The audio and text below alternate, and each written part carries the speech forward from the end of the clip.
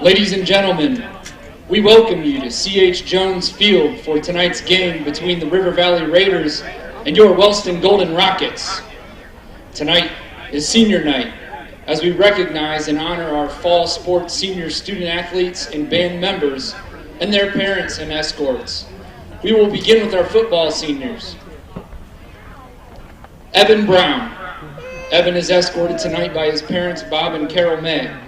He plans to attend college and pursue a career in construction management. Evan would like to thank his family for always supporting him and all his teachers and coaches that he has had throughout high school.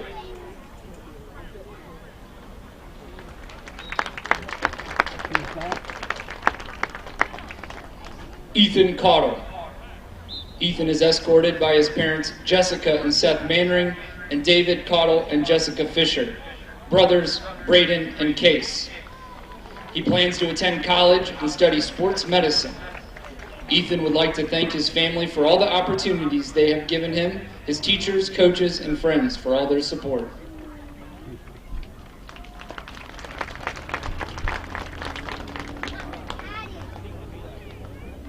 Brandon Clagg. Brandon is being escorted tonight by his mother, Kimberly. He plans to attend college for business. Brandon would like to thank his mom, Nanny, and Tom, Papa, and Grandma for always being there for him.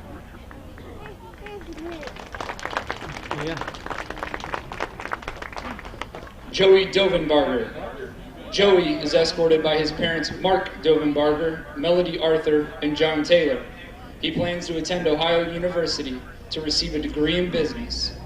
Joey would like to thank his coaches, family, best friend, and girlfriend for always supporting him and teaching him the important things about life.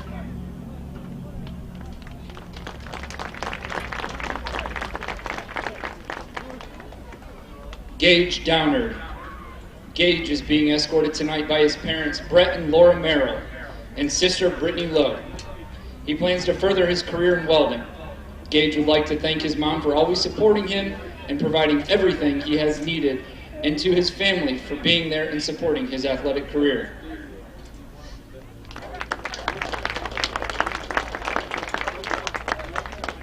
Peyton Downard. Peyton is escorted by his parents, Scott Downard and Michelle Wright. He plans to attend a trade school to become a lineman. Peyton would like to thank his parents and every single coach he has had since the second grade who pushed him to always do better.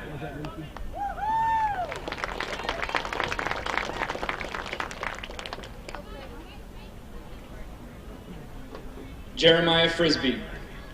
Jeremiah is being escorted tonight by his parents, Tim and Lisa, brother Nate, and sister Brooklyn. His honors include team captain, 4-year varsity letter, 3 years academic honor roll, member of the 2018 state champion powerlifting team, all TVC for football, TVC championship team, one of 3 Wellston High School quarterbacks to achieve 1,000 yards passing in a single season. Jeremiah would like to thank all of his family, girlfriend, and close friends for always supporting him on and off the field, and God for all he has done and will continue to do for him.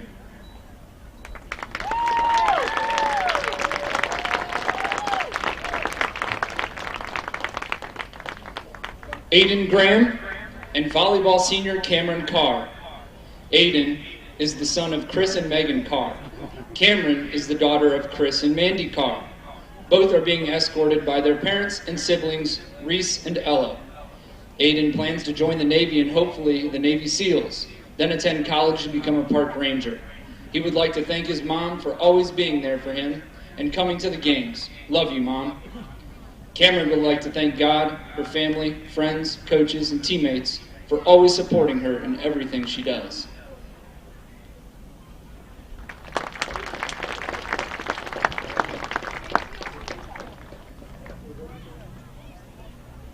Kyle Kaiser. Kyle is escorted tonight by his parents, Charity and Todd. He plans to further his education in information technology. Kyle would like to thank his siblings, Peyton, Avery, and David, for their endless support, and his mom and dad for their devotion, love, and support for all he does. He appreciates you all.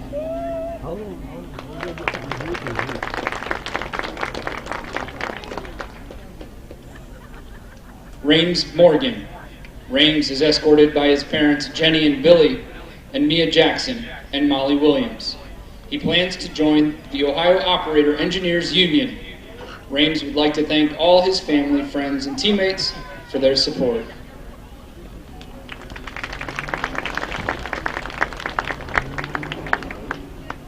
Brendan Mullins. Brendan is the son of Amy Mullins and the late David Mullins. He is escorted by his mother and sister, Brooklyn. His honors include 2-year varsity letter in football and TVC football champs. Brendan would like to thank his family, friends, coaches, and teammates for all their support. Zach Wilbur. Zach is escorted tonight by his parents, Joey and Ashley. His honors include senior class president, 3-year varsity football letters, TVC champs, state powerlifting champs, and 2 state playoff appearances.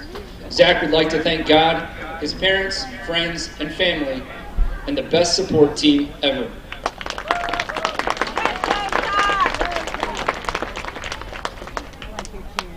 Damian Shively. Damian is escorted by Rebecca Robinette. Damian would like to thank Coach Mullahan for everything.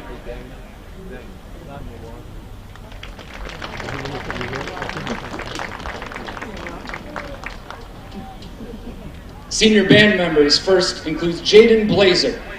Jaden is escorted by her parents, Christina and Adam Brown. She plans to further her education and become a social worker.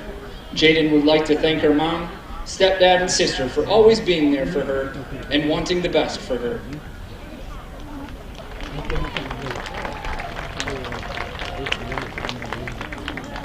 Reese Brunton. Reese is escorted tonight by his parents, Dennis and Emily, and sister, Haley. He plans to attend college in pre-med with hopes of becoming an anesthesiologist. Reese would like to thank his family, friends, and teachers that have all helped him along the way.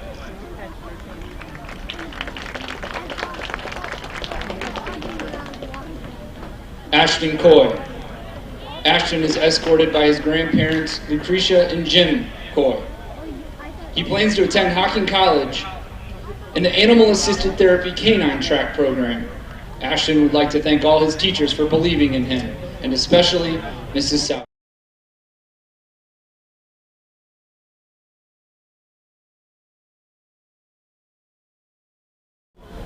Hadley Fain. Hadley is escorted tonight by her parents, Jessica and Jeffrey, and sister, Avery.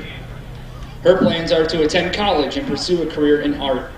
Hadley would like to thank her parents, grandparents, friends, teachers, and sister for supporting her and making her the person she is today, as well as her bandmates for keeping her constantly entertained.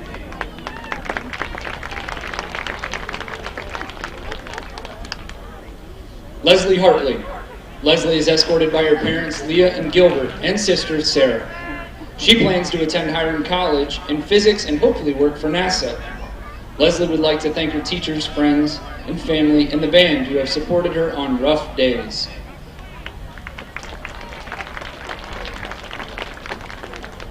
Gracelyn Hawkins.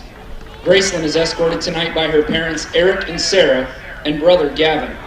She plans to attend college to obtain a degree in history and archival science and become an archivist.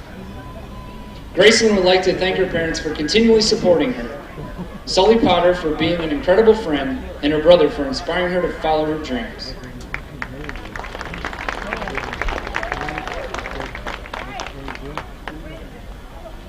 Lauren Hendershot.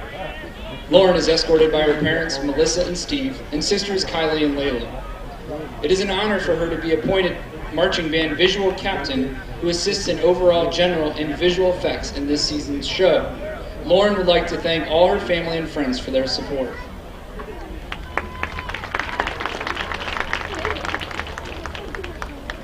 Aaliyah Jeffrey. Aaliyah is escorted tonight by her grandparents, Walt and Kelly Whelan. Her plans are to pursue a career in making people feel beautiful as a cosmetologist. Aaliyah would like to thank her grandparents for supporting her through her journey in school, band, and work, and her band family for all the great memories.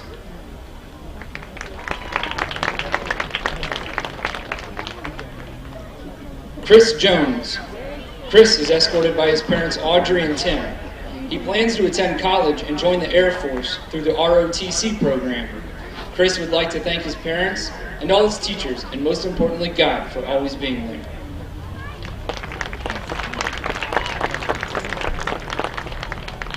Alyssa Peterson. Alyssa is escorted tonight by her parents, Amanda and Matt, and sisters, Hannah and Caroline. Her honors include 2-year mellophone section leader, being a part of the state qualifying band, and field commander.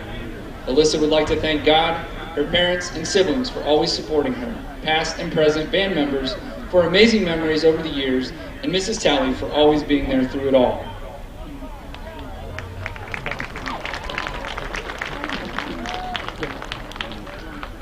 Sullivan Potter. Sullivan is escorted by his parents, Charity and Alan, and sister, Grace. He plans to attend college and become an art or foreign language teacher. Sullivan would like to thank his parents, family, friends, and his 2 best friends, Gracelyn and sister Grace, for all their support.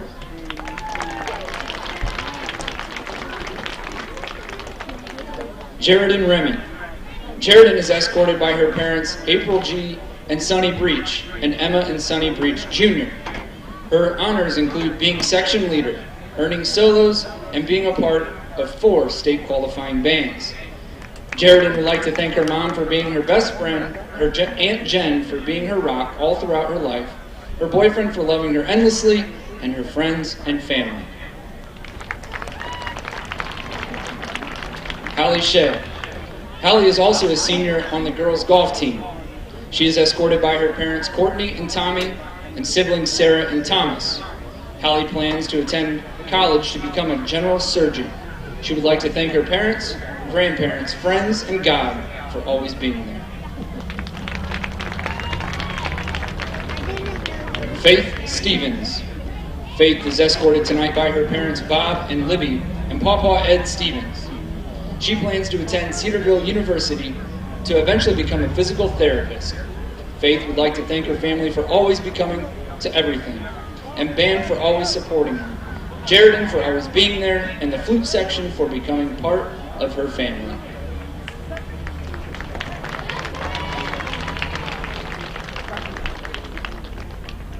Next, we have the cheerleading seniors.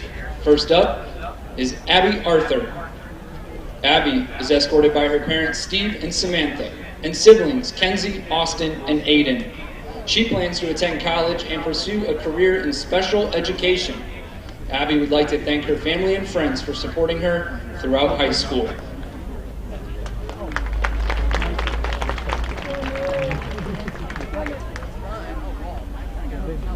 Lexus Justice. Lexus is also a senior on the soccer team. She is escorted by her parents Dennis and Jonetta, and sister Paris. Her honors include 4-year letter in cheerleading, 2-year letter in soccer, TBC Academic Award and All-American at UCA Cheer Camp. Lexus would like to thank her parents, family, friends, and her coaches for always pushing her to do her best.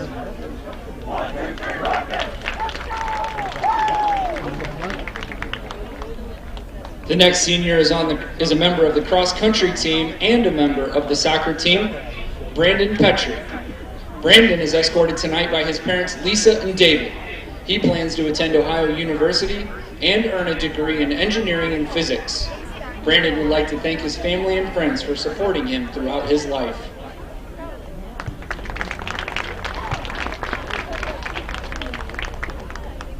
The next senior up is a member of the soccer team, Camden Black.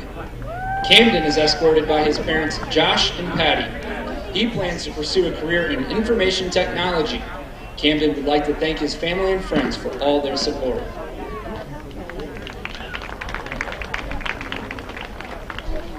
And the following seniors are members of the volleyball team. First up is Sadie Henry.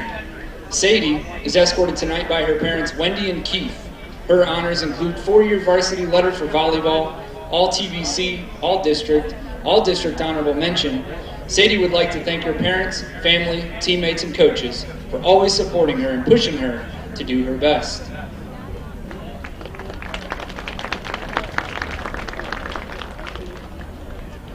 Nevaeh Ousley. Nevaeh is escorted by her parents, Branch and Stephanie, and siblings, Crete and Waylon. She plans to attend college and hopefully become a psychiatrist. Nevaeh would like to thank her parents, friends, and community for their amazing love and support the last 4 years.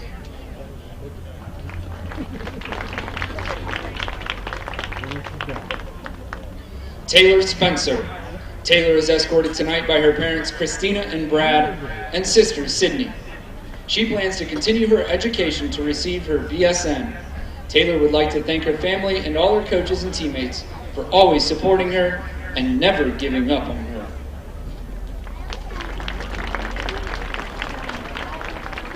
Ladies and gentlemen, our seniors would like to thank their parents, grandparents, families, friends, classmates, coaches, and of course you, the fans, for all the support this season and over the last 4 years.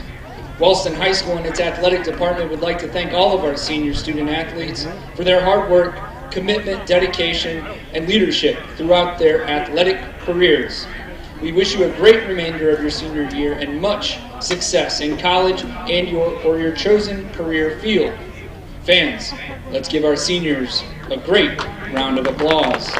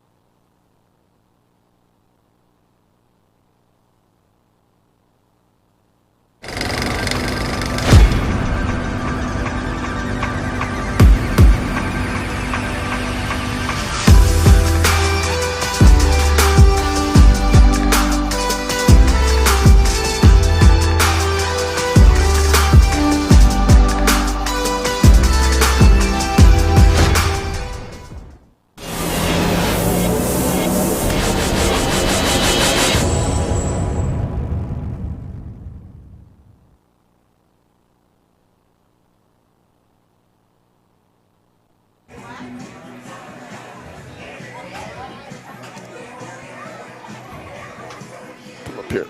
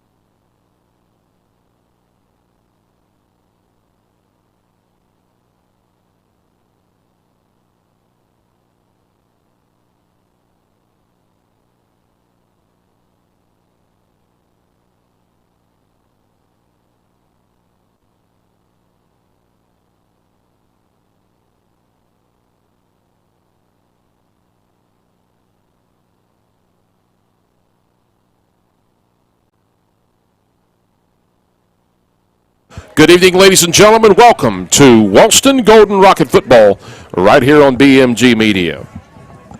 Ladies and gentlemen, please welcome to the field for your pregame entertainment, the Wellston Golden Rocket Marching Band. Please join them as they kick it off with the Wellston tradition, swinging on parade and fight Golden Rockets.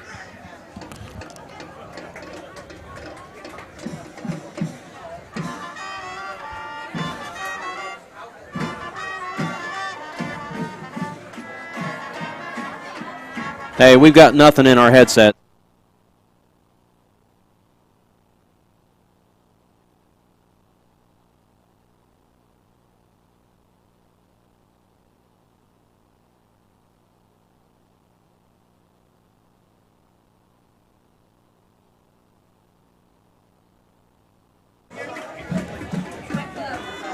Check, check, check.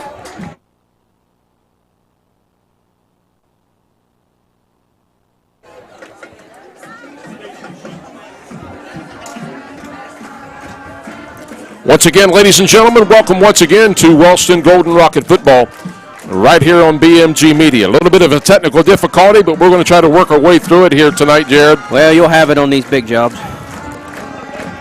Right now, you are watching the Wellston Golden Rocket Marching Band as they make their way across the field tonight. Jared, the Rockets come in tonight with a record of 3-2. 2-3. Yes. 2-3. 2-3.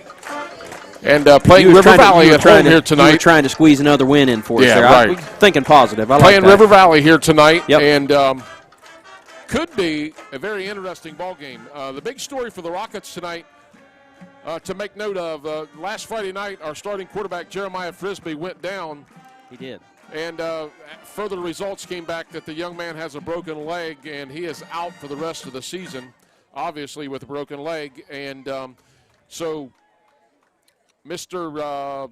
Mullahan, Zeke Mullahan's going to have to step up tonight and take over the duties. The good thing about that is Zeke is a very good quarterback. Ladies and gentlemen, we're getting ready to go to the national anthem, so we're going to cut loose and let you listen to the band play here for just a moment, and then we'll come right back and finish our pregame here this evening at C.H. Jones Field. Conducted by Mrs. Emily Talley, followed by the Wellston High School alma mater.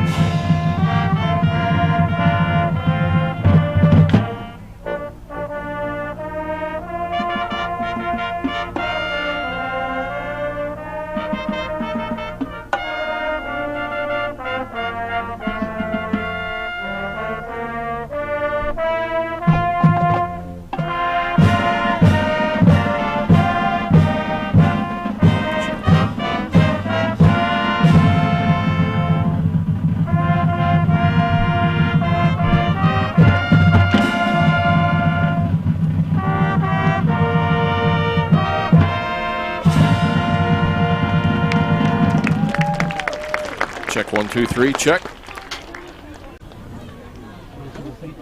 Welcome back once again, Rocket fans, to C.H. Jones Field, as you were just watching the award-winning Wellston Golden Rocket Marching Band. We are back here live, Jared. Tonight, again, we were talking about, right before we went to break, the Wellston Rockets losing their starting quarterback, Jeremiah Frisbee. And what a huge loss that is. And again, we're just going to cut loose here just for a moment and listen to the alma mater. And then we'll be right back with you once again.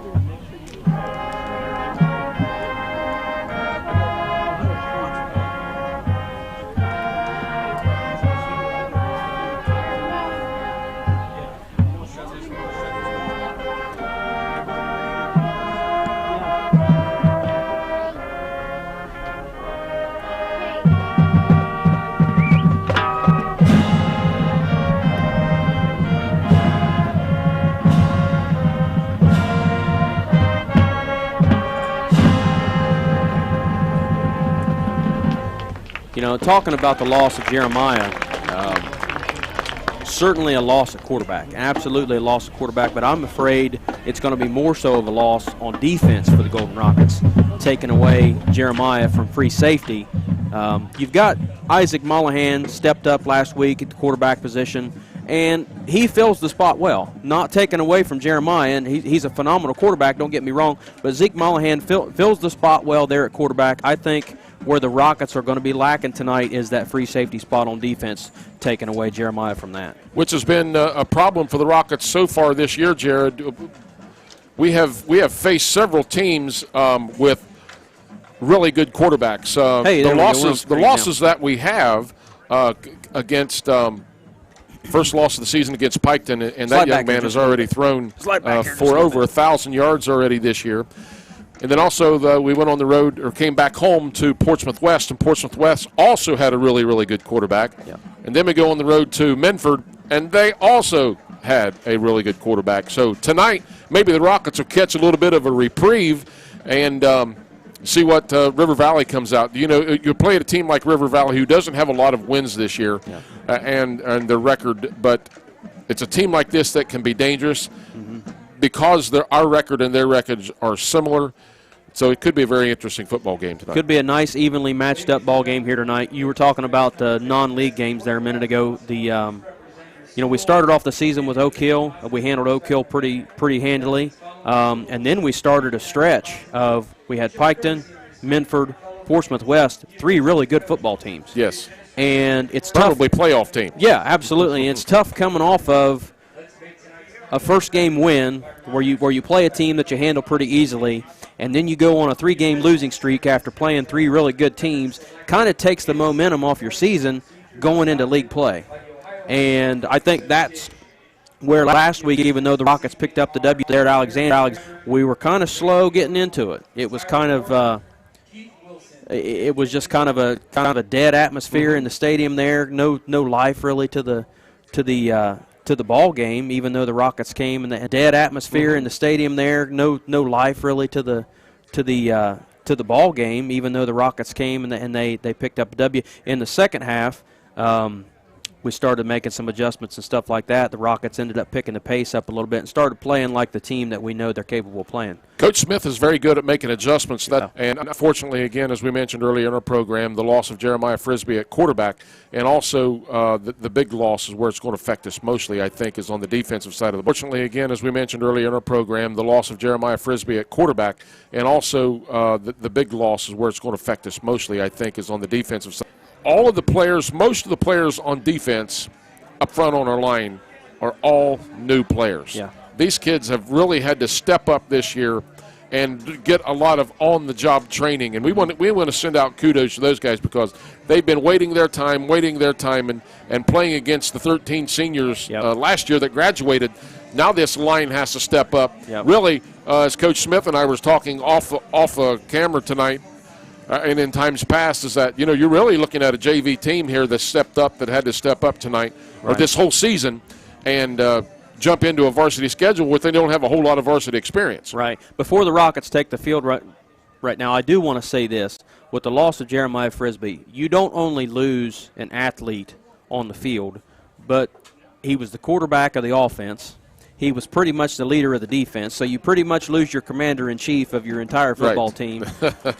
Not only is he a great athlete, but he's a great leader and an absolutely terrific kid, and we're not biased in any ways. Not at all. When we say that. But, he's just a terrific kid, terrific leader, terrific person to be around. Great family. Comes from a great family. Absolutely. And losing him to an injury is not only a loss to his athletic ability, but it's also a loss to his energy, his leadership, and all that goes with that on the field. Absolutely. And we're getting ready to get action underway here tonight. 2:40 to go here in the pregame as Coach Smith has his troops all ready to go on Football Friday night right here at C.H. Jones Field. Jared Norris on Bub Norris bringing you all your action tonight, live stream via BMG Media. Big shout out to my wife, to my daughter, and to the BMG man himself, Bo Michael Gray. We know you guys are watching tonight.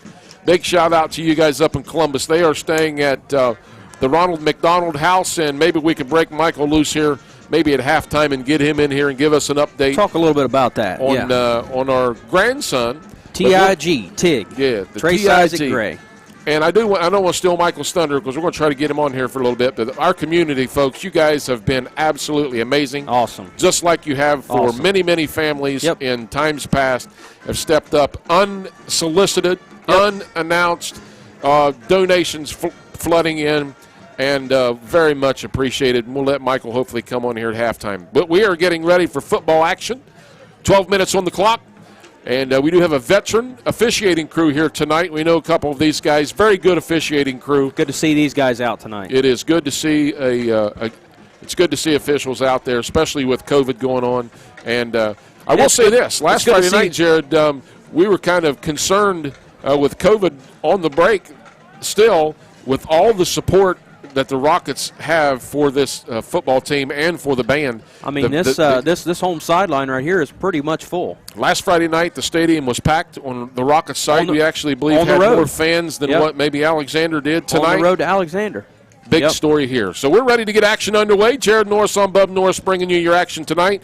And one of my only main man sponsors, give me a fist bump, Mr. Tony Brenner. Thank you for your support also for BMG Media. Back deep for the Raiders. Number 7. The kick is a squib kick, and it's going to be touched at the 35, picked up and bobbled again, and he's going to fall on it at about the 27-yard line. It'll be first and 10. Number 7, that's going to be Andrew Huck for the Raiders. Falls on the kickoff.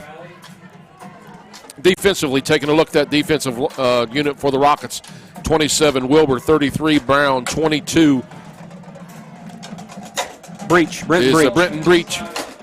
Number 3, Aiden Graham. Number 5, Garrett Brown.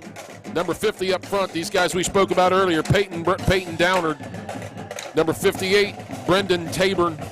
Number 70, glad to have him back tonight too, is Brendan Mullins. He's been missed for about 3 weeks due to a knee sprain. So here we go, first and 10 for the Raiders, ball at their own 27-yard line. Evan Brown out there smacking Tucker Irvin on the helmet already, getting him pumped up. I like it. Number 16 at quarterback for the Raiders. That's Justin Stump. Takes a snap. Going to hand the first guy through, and it's no second guy through. Not going anywhere. And a big hole for the Raiders over the right side. Great fake right there. He had me faked out. Handed it to the second guy through. And that ball carrier was number 10. That was Nathan Brown. He's a senior for the Raiders. First and 10 for the Raiders. This Raider team stuck with Nelsonville for a half, we understand. And then the second half, Nelsonville made adjustments and handled them pretty handily. But first and 10, you can see the size of the Raiders up front. Yeah, this is actually pretty good sized boys. This is going to be no pushover for the Rockets tonight, I'll tell you that. Stump under center for the Raiders. Takes a snap. Hands off. He's going to keep it. Nope. Going to be stopped at the line of scrimmage and driven backwards as the ball carrier. No gain on the play. It's kind of hard to see the Raiders' numbers. That's going to be number 25 was the ball carrier. That's Michael Conkle. He lost about a yard. So far, the Raiders are doing an outstanding job with ball fakes and ball handling. They are. They're running that. They're running that option. They're running that read option. Stump under center. Takes a snap. First guy through, second guy through over the left side again, and causing the Rockets some problems up front. They really have perfected that. Stump is doing a really good job of reading the Rocket defense right now on who he wants to hand the ball to in that read option. He's got the option to hand it to the first back through. He's got the option to hand it to the second back through, and I believe they also have a wingman coming around the outside if he wants to fake it to the second guy and come around the outside and pitch it to him. 3rd down and 2 for the Raiders. Stump under center. He has Conkle in the backfield. Puts a man in motion. Going to step back, look at the line on both sides of the ball once again. Slips back under center. Takes a snap. Hands it off to his fullback. He's got it good enough for a first down. Give him another gain of about 5 or 6 on the play. And again, it's the ball handling and the ball fakes for the Raiders. Conkle would be the ball carrier. What this reminds me of several years ago, I'm going to go back to Andy Booth days from Benton County, even back before your time. Oh, yeah. Benton County Vikings ran that play option fake almost to perfection, and you had no idea who had the ball. So far tonight, the Raiders are doing that just as well with 9:55 to go here in the first quarter. Well, and they're going to keep running it until we stop it. Stump under center again, puts a man in motion. He's going to second guy through, and again, he's going to pick up about 5 yards, 6 yards, and stays on his feet. That was almost a broken play right there. Number 10, the ball carrier for the Raiders, Nathan Brown, he almost missed that handoff. But he ended up snagging it from the quarterback stump there anyways. Can't really tell who's making these tackles for the Rockets because there's so many guys bunched up in the box right there when whoever gets the ball that there's just so many guys swarming to the ball, we can't really see who's making the tackle. 2nd and 4 for the Raiders. Raiders on the move. Stump under center again for the Raiders. Puts his man in motion. First back through, and a lot of confusion there, but again, almost tragedy for the Raiders, but they was able to retain possession. Still positive yardage. They're in 4-down territory, no doubt, where they're at. Ball's on the 36. third, and we'll call it a long 2 for the Raiders at the Rocket 36, 37-yard line. That's a real generous 2 right there. 25 in the backfield. Again, that's Michael Conkle. Stump under center, puts 7 in motion. Going to hand off, going to keep it. Keeper. Conkle around the right side. And going to pick up the Raider first down. Again, that defensive end, old school defensive end, has to stay home on those plays. Stump did a great job right there. You got to give credit where credit's due. He did a great job right there reading the defensive end. The defensive end got pushed in. He kept the ball and went right around the right side. We mentioned this could be a very interesting game tonight. Records are no indication of how well the Raiders are moving the ball so far here in the first quarter. Going to run the same thing to the left side. Stump around the left side. 33, Evan Brown. EB33 done exactly what you're supposed to do. On the stop in the backfield for the Golden Rockets. Stump on the quarterback keeper. We just mentioned, Jared, about the defensive end has to stay home. And EB33 done exactly that with 7:55 to go here in the first quarter. No score on your board. Loss of about 2 on the play. Second down and 12 for the Raiders. The Raiders tried to run it to the other side, and that was a mistake because that was Evan Brown's side. Rockets are packing everybody and walking everybody up in the box, daring the Raiders to throw it. Stump under center. Puts his man in motion. Now he gets his signal from the sideline once again. Slides back under center. Puts 7 in motion. We have movement. We should have a flag. No flag on the play. Wow. We have a broken play. Not really sure what's going on. Now they call the timeout. And we have a timeout on the field. We do have commercials this evening, so we're going to take a timeout on the field as well, and we're going to send it to our sponsors, and we'll be back right after this commercial.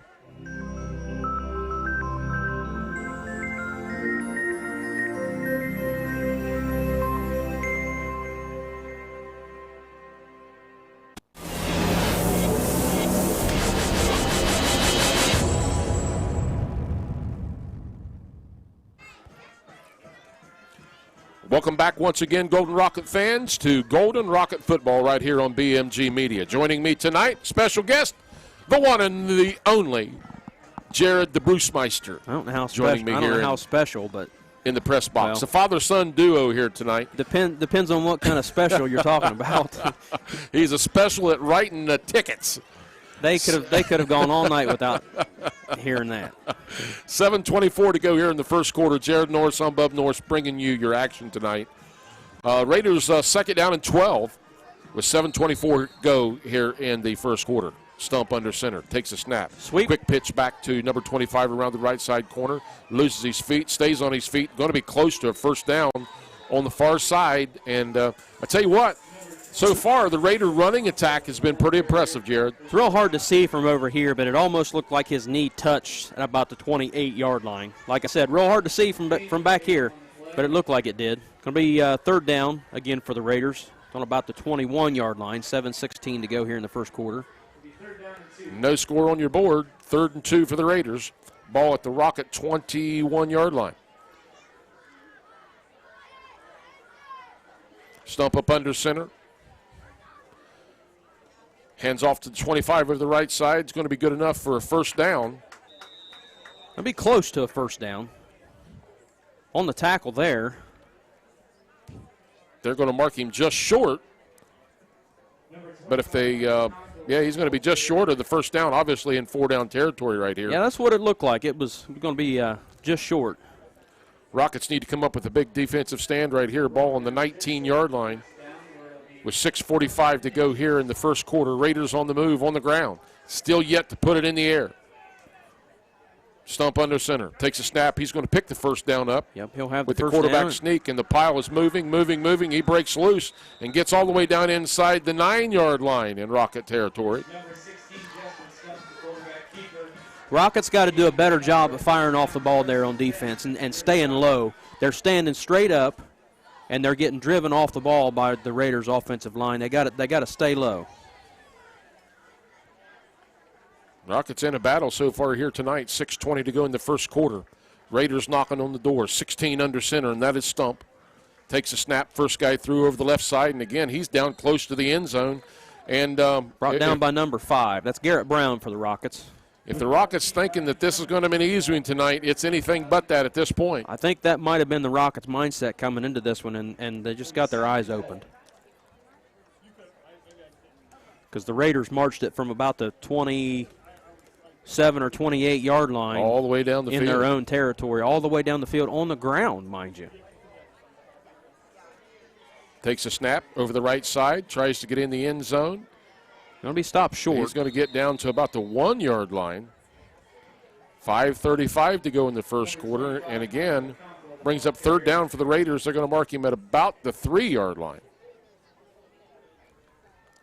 Rockets got to buckle down here.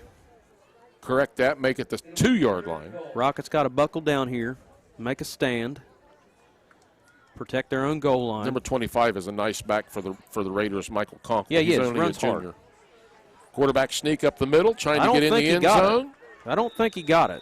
They're going to say he did. He got in the end zone. So at 5:07, the Raiders strike pay dirt first. 6-0, River Valley Raiders over the Rockets. And hello, Golden Rockets.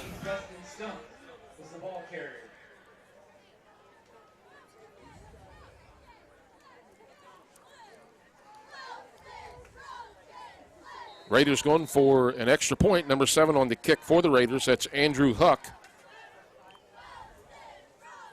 on a stump hold. Stump hold. Snap is good. His hold is down. It's and no it's good. No good. Might have been tipped.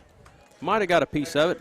Couldn't really tell. There was a whole slew of Rockets got in there after that one. So with 5:07 to go here in the first quarter, Raiders on the board first tonight with a very impressive running attack so far here tonight at C.H. Jones Field. Jared Norris, I'm Bub Norris, bringing you the action tonight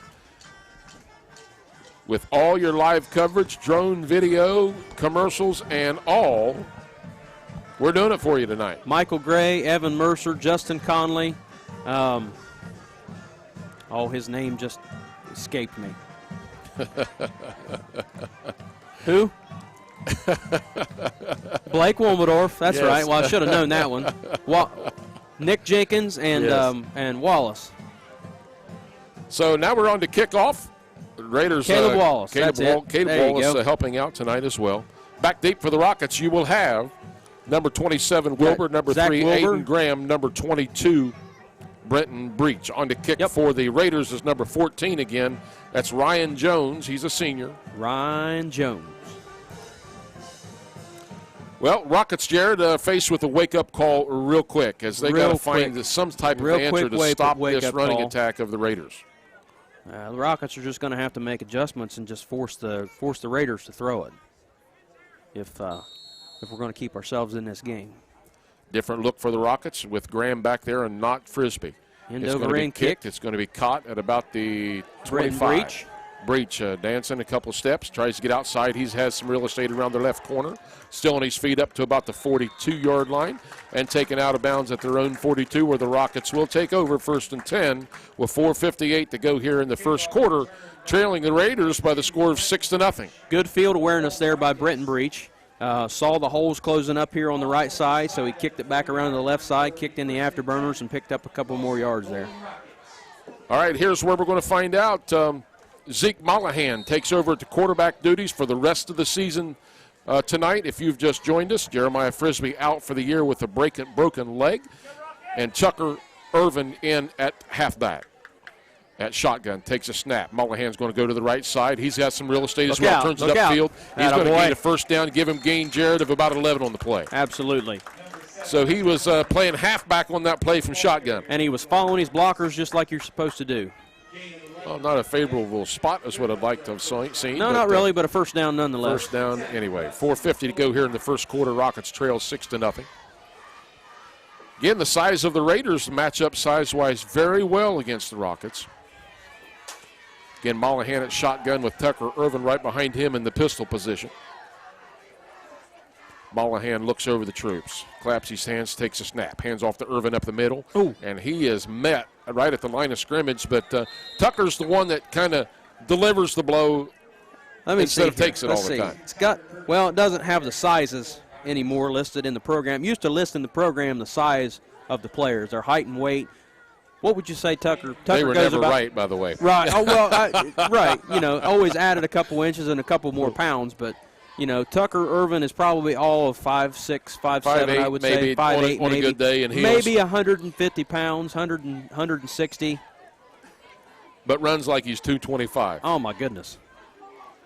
Mollahan at shotgun. Takes the snap. Going to keep it around the right side. Mollahan still on his feet. He's still on his feet, running like he did when he's a tailback. First down for the Rockets. He's going to pick up another first down for the Rockets inside of Raider territory. Jared down to about the 38-yard line. Zeke Mollahan just put the entire Rockets team on his shoulders right here this drive and said, come on, boys, we're going to the end zone and we're getting that 6 points back. And number 4, one of his biggest cheerleaders standing down on the sidelines. Yep. Again, Mollahan at sunshine.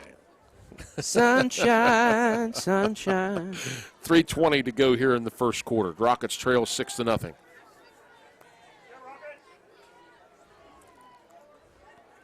Mollahan turns around, gives some signals to Irvin. Takes the snap. Going to throw the screen play out to the flats. Out to Breach around the left side. He's off to the races. Will anybody catch him? Oh, down to the sideline, goes out at about the 9. Beautiful pass by Mollahan. He led Brenton Breach perfectly. He didn't have to slow down at all. He took the reception and right down the sideline he went. Textbook. That's how you do it right there. He was knocked out of bounds by number 7, Andrew Huck, for the Raiders. Rockets knocking on the door. 3 minutes to go in the first quarter. 6-0 your score. Mollahan takes a snap. Hands off to Irvin over the right side. Tries to get outside. Stiff arms a couple guys, but he's going to lose a couple on the play. Brought down by number 25 and number 10. 25 for the Raiders. That's Michael Conkle. Number 10, Nathan Brown. Loss of 2 on the play. It'll be 2nd and goal. I'm not sure where the other chain guy is over there on the sidelines, but anyway. Well, he's missing in action. That's because it's 2nd and goal. This guy here's got his chain up, which he should have it laid down.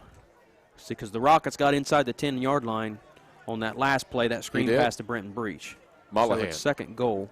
Shotgun, takes a snap. He's going to bootleg and roll to his left. Throws it out the got back. Man wide open. Touchdown. Is caught in the end zone. Touchdown. Mollahan to Wilbur. And that's a connection, Jared, we spoke about earlier about Wilbur, what a great receiver he has turned out to be. Yeah, absolutely. This year and been very impressive all the way through this season. The pass was thrown a little bit off the mark. You know, Mollahan was rolling around to his weak side. Pass was a little bit off the mark, but as a receiver, that's exactly what you're supposed to do, what Zach Wilbur just did. Go get the ball. And he done just that. Michael Weber on to kick the extra point. The snap is up. The Wilbur kick is hold, up. And it is How good. about that, ladies and gentlemen? 2:12 to go. Jared, when's the last time that the Rockets really had a consistent field goal kicker? I think it was before my time, and that's been, well, we won't say how long ago that was because give away my age and a lot of other people. Yeah. It doesn't feel like I've been out of high school that long, but when you really think about it, it's been quite a while. Yeah, welcome to the old age club. Yeah, 2:12 to go in the first quarter. Rockets on top, 7-6 your score. A little bit of a concern, Jared. Rockets are going to have to make some adjustments to shut down that running attack of the Raiders. They're going to have to make some adjustments on defense, and that's what we talked about before the game was that's where we're missing Jeremiah Frisbee. It really is. Jeremiah Frisbee made a lot of tackles on defense, like you said, kind of at that floating linebacker position. And I think the Raiders are trying to capitalize on that a lot with Jeremiah's loss. Hey, some of your other police officer buddies and another Wellston graduate, Derek Wallace, said no troopers allowed in the press box. Well, Derek Wallace isn't here, is he? There you go. Great picture. 2:12 to go here in the first quarter. Rockets back on top, 7-6 your score. Brenton Breach on to kick the kickoff for the Rockets. Gonna swip kick it like we always do. 2:12 to go in the first quarter. 7-6 your score. Rockets on top. Back deep for the Raiders, number 7. That's Andrew Huck. That's going to be recovered by the Rockets. Guess what? You know what? That ball did not go 10 yards, folks, before the Rockets touched it. Yeah, it did. But we're going to take it anyway. I was looking back here, trying to get the numbers for the Raiders deep back receivers. We'll take it. He touched that ball when the ball was about 9.5 yards, and yet it has to be 10 yards Well, before. you know what? We'll take it anyway. 2:01 to go in the quarter. Rockets retain possession. Let's keep this train rolling. Mollahan at shotgun. Takes a snap, rolls to his left. He's under heavy pressure. Great block by Irvin. Yep. Mollahan trying to get outside. He's going to gain about 4 on the play, but Tucker Irvin done an amazing job picking up the blitz. We're going to take a look at that if we can one more time, if we have replay action tonight. Yeah, I would definitely like to see it again. Instant replay. We're going to see it here in just a moment. Retain possession. Maybe after this play. Nope. We're going to have to go back another one. We'll catch it here in just a moment. We'll go back to it here in a second. Left. He's under heavy pressure. Great block. Coach Polson is, Mollahan trying to as our good buddy Bob Walton used to say, if ifs and buts were candy and nuts, oh, what a Merry Christmas this would be. 2:01 to go in the quarter. Mollahan at shotgun again with 1:15 to go in the quarter. Drops back 3 steps, looks across the middle. Got him, man. Got him, man. Hit him in stride. Down to about the 10-yard line. Beautiful pass. Coach Elsesser getting a little pump there on the sidelines for the Rockets. Beautiful pass by Mollahan. And again, Breach just hit him right in stride. Big first down again for the Rockets inside the 10-yard line. And the Rockets on the move once again. See, this is the kind of pace that you'd like to see the Rockets running the offense. Mollahan throws it out. Do it again. He's got it. Caught by Brown in the end zone. EB 33. Wow. Again. From Mollahan. Mollahan to Breach, and then Mollahan to Brown for 6. Perfect pass. 52 seconds to go in the first quarter. See, last week at 13-6 your score. Last week at Alexander, we lacked this momentum on offense. We were slow getting the plays in. I'm not sure what all that was about, but this week, totally different story. Wilbur to hold. Weber's to kick. It's good. He got it. How about just that, barely got it above that bottom post right there, but it's good anyway. 52 seconds to go. Whoop, we added a couple more there on the scoreboard than what we were supposed to. Rockets strike pay dirt once again. 14-6 your score. That's one way to beat your opponent, keep the ball out of their hands. If the guys in the booth there can get that instant replay, I'm not sure whether they can go back that far. They're showing the touchdown there now. I would like to see that onside kick again at some point. But oh well, it's not that important. The Rockets got 6 points out of it, so we'll just go with it. You're good. Looking around the area tonight, other teams in the area. We'll get those for you here in just a moment.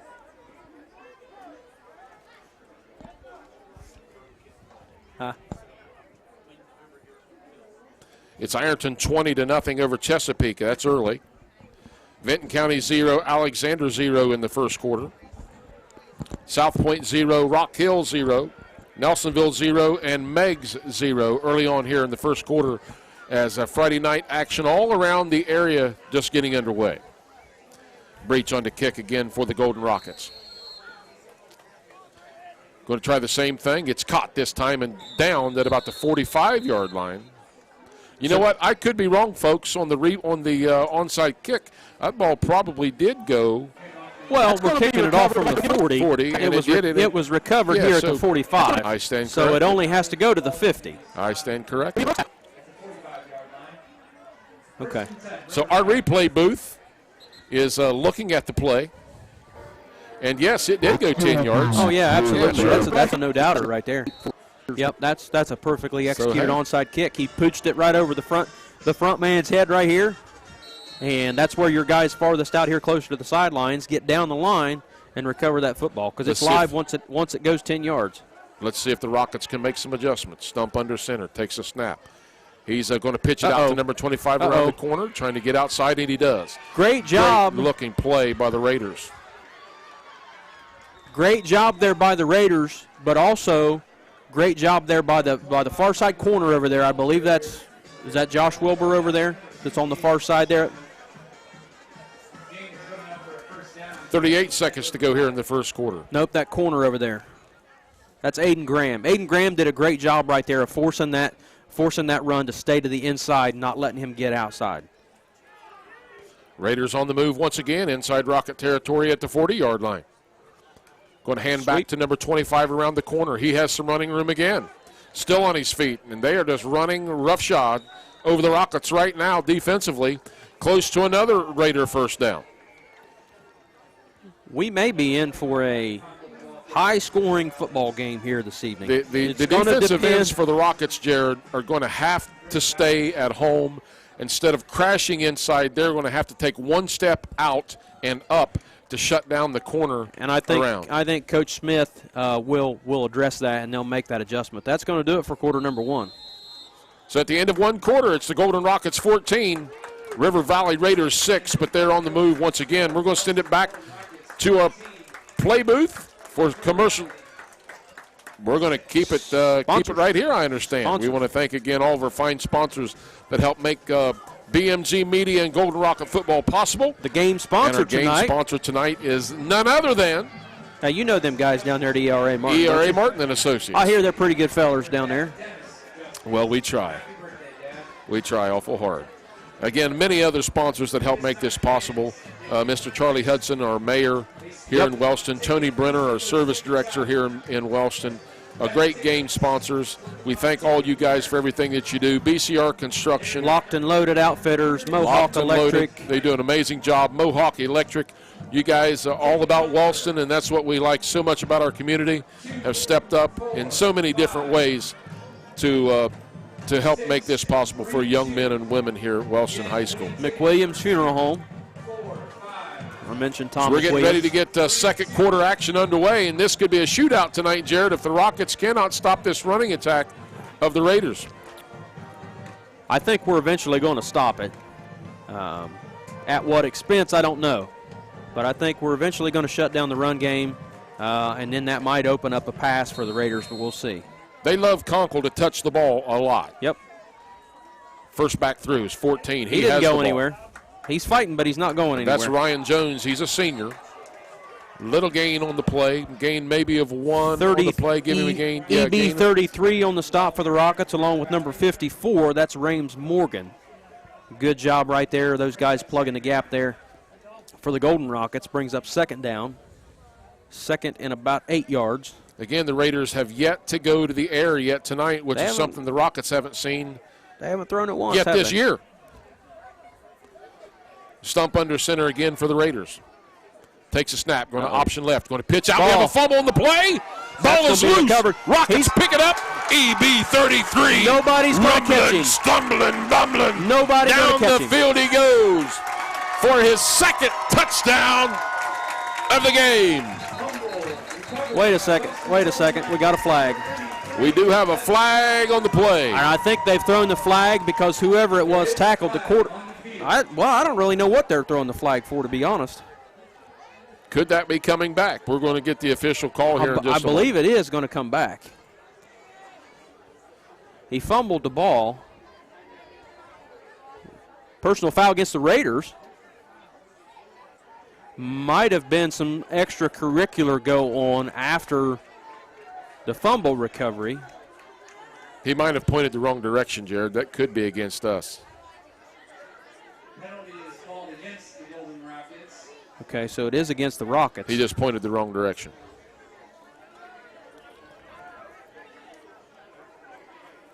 It will be 1st and 10 for the Rockets. For the Rockets, but the touchdown's not going to count. Coach Smith doesn't seem too upset about the penalty, so it must have been something that was warranted that we didn't see. It is a 15-yard personal foul. Tried to catch it on the replay there, could not catch it. But anyway, 1st and 10 for the Rockets, ball at their own 27-yard line. But when you're the Raiders, and when you're running that style of offense, when you're running that option keep, those things like that can happen. And it certainly did there for the Raiders. But the Rockets are going to have it 1st and 10 after that fumble recovery. Mollahan at shotgun with 11:09 to go in the half. Might be looking to throw right here. Takes a snap. He's going to option himself. Nope, going to handle to Irvin around the right side. He's hit close to the line of scrimmage, may even lose a yard on the play. Again, Jared, so far I'm pretty impressed with this Raiders football team. I am too. They're not the pushover that people think that they are. No, they're very, not. Well, very athletic. if you look, they've got a lot of juniors and seniors. And last year, 2 years ago, 3 years ago, these kids are freshmen, sophomores, and stuff like that. So there's going to come points and times in your program where you're going to have a team developed finally, and you're going to be able to put stuff together, and you're going to be able to win some football games, and that's exactly the River Valley Raider team that we're looking at tonight. 2nd and 10 for the Rockets. 10:44 to go in the half. Mollahan at shotgun. Takes a snap. Going to hand off to Kemp over the left side. That's number 44 Bodie for the Kemp. Rockets. Bodie Kemp, Bodie the junior. Kemp. How about that? Great looking running play Boy, that time. as soon as he caught that ball, boy, he was running just as hard as he could get. And that's the way you love to see a back Absolutely. run the football. Get that thing and head north and south. Get up the field. Yeah, buddy. If you're going to step in his way, you're a brave soul. 3rd down and 2. We're going to call it a short 2. Kemp still in the game for the Rockets. Good to see him in taking some snaps tonight. 10 minutes to go in the half. Mollahan, quarterback sneak. Good enough He's for a going to first pick up down. the Golden Rocket first down. Number 7, Isaac Mollahan, quarterback keeper. The game good enough for a first. Good enough for a Golden Rocket first down with 9:54 to go in the half. Rockets on top 14-6 your score. Jared Norris on Bub Norris bringing you your action tonight. Again, a great sideline work that tonight down on the sideline with Blake Wimmeldorf doing our videoing. As you can see, great shots of the Rockets. Get you right in the game right where he's at, folks. I'm telling you, it's like Monday Night Football down there. Now we have an aerial shot. I don't know anybody in Southern Ohio that brings this type of production to you like BMG Media has done all last year and all this year. It's like Monday Night Football down there on the field. Now, if it was like Monday Night Football, We have the production. If we just had the announcers, it'd I was be all going right. to say, if it was like Monday Night Football in the booth here, we'd be doing all right. Are you Joe Buck and I'm Troy Aikman, right? John Madden and Al Michaels up here. Mollahan and shotgun. Takes the snap. Hands off to Kemp over the left side. He's tracked down from behind and brought down in the backfield. Loss of a couple on the play. That's where those dump passes over the middle are going to work in the Rockets' favor if we go back to those, because their Raiders are blitzing here. Again, a pretty athletic River Valley football team. I know the record is no indication of the type of team that they are. They will be in some games the rest of this year. Like I said, they played Nelsonville very tough, I think, for one half, and then after that, Nelsonville took over in the second half. But Rockets on top 14-6 so far here tonight. Mollahan in shotgun. Kemp to his right. Takes a snap. Throws it out in the flats. Has his man. See, there you go. He turns a quarter. Rocket first down up the sideline. Breach goes into Raider territory at about the 41-yard line. Number 7, Isaac Mollahan, to number 22, Bretton Breach. I think that was the game film camera down there that one of the Raiders ran into. There you go. Coach Polson is a phenomenal offensive coordinator for the Rockets. You got to give him some credit right there. He's picking up on the Raiders' defense and what they're doing, and he's hitting them right in their weak spots. And they're doing as the Rockets have done all year. They're giving us a huge cushion from the line of scrimmage. Yep. Mollahan takes a snap. He pisks back to Breach. Look out. Breach can throw it. He's going to wing her down the sideline. Got him in. Yes, sir. Touchdown. Touchdown. Wow. How about that, sports fans? Yes, sir. Holy smokes. We saw that coming. If you ever watched Bretton Breach throw in pregame, and a lefty at that. A beautiful southpaw. Michael Gray can relay to that a little bit, right? Yeah, boy, looked like Michael Vick back there. As they run the quarterback end around back to Breach. And Breach look at that about 41 yards in the air for a Rocket touchdown. We got the replay going here. He's going to wing her down on the run even. Hits him just in stride. Look at that. Again, Zach Wilbur for another tremendous catch and another Rocket touchdown. Michael Weber on the kick for the Rockets. The kick is up, and it is. He got that one. No good. And he hits the camera. The coach is going to have a chat with him at halftime about that, no doubt. Pulled that one a little bit to the left. You know what?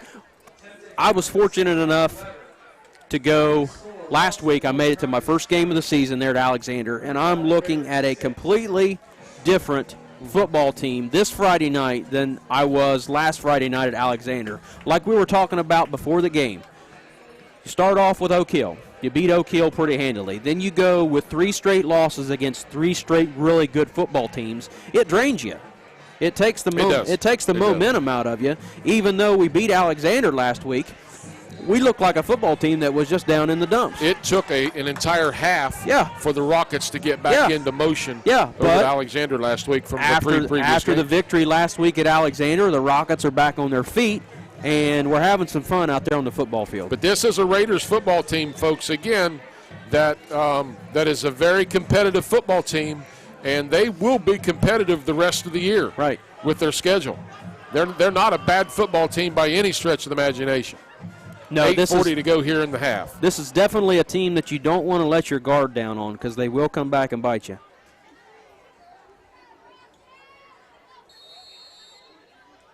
Breach on the kick for the Rockets. He squibs it again. It's fumbled again, but picked up by the Raiders at the 41-yard line. It'll be 1st and 10 for the Raiders. Again, Jared, we spoke about this so far this entire first half. The Rockets have still yet to come up with an answer to stop that option offense of the Raiders. And, you know, we were fortunate on that last drive there that the Raiders fumbled the ball, or else they may have driven right down the field and got 6 more points. I mean, it's good that they fumbled and we capitalized on that, but you don't like to rely on the offense to make mistakes for you to capitalize on it. You need to shut them down as a defense. 8:39 to go in the half. Rockets on top, 20-6 your score. Stump takes a snap. His second guy through, and he's going to get a gain of about 3. So yeah, they're taking. I mean, they're 2-3 yards in a cloud of dust every drive. Again, Conkle on the carry for the Raiders. Great looking back for the Raiders.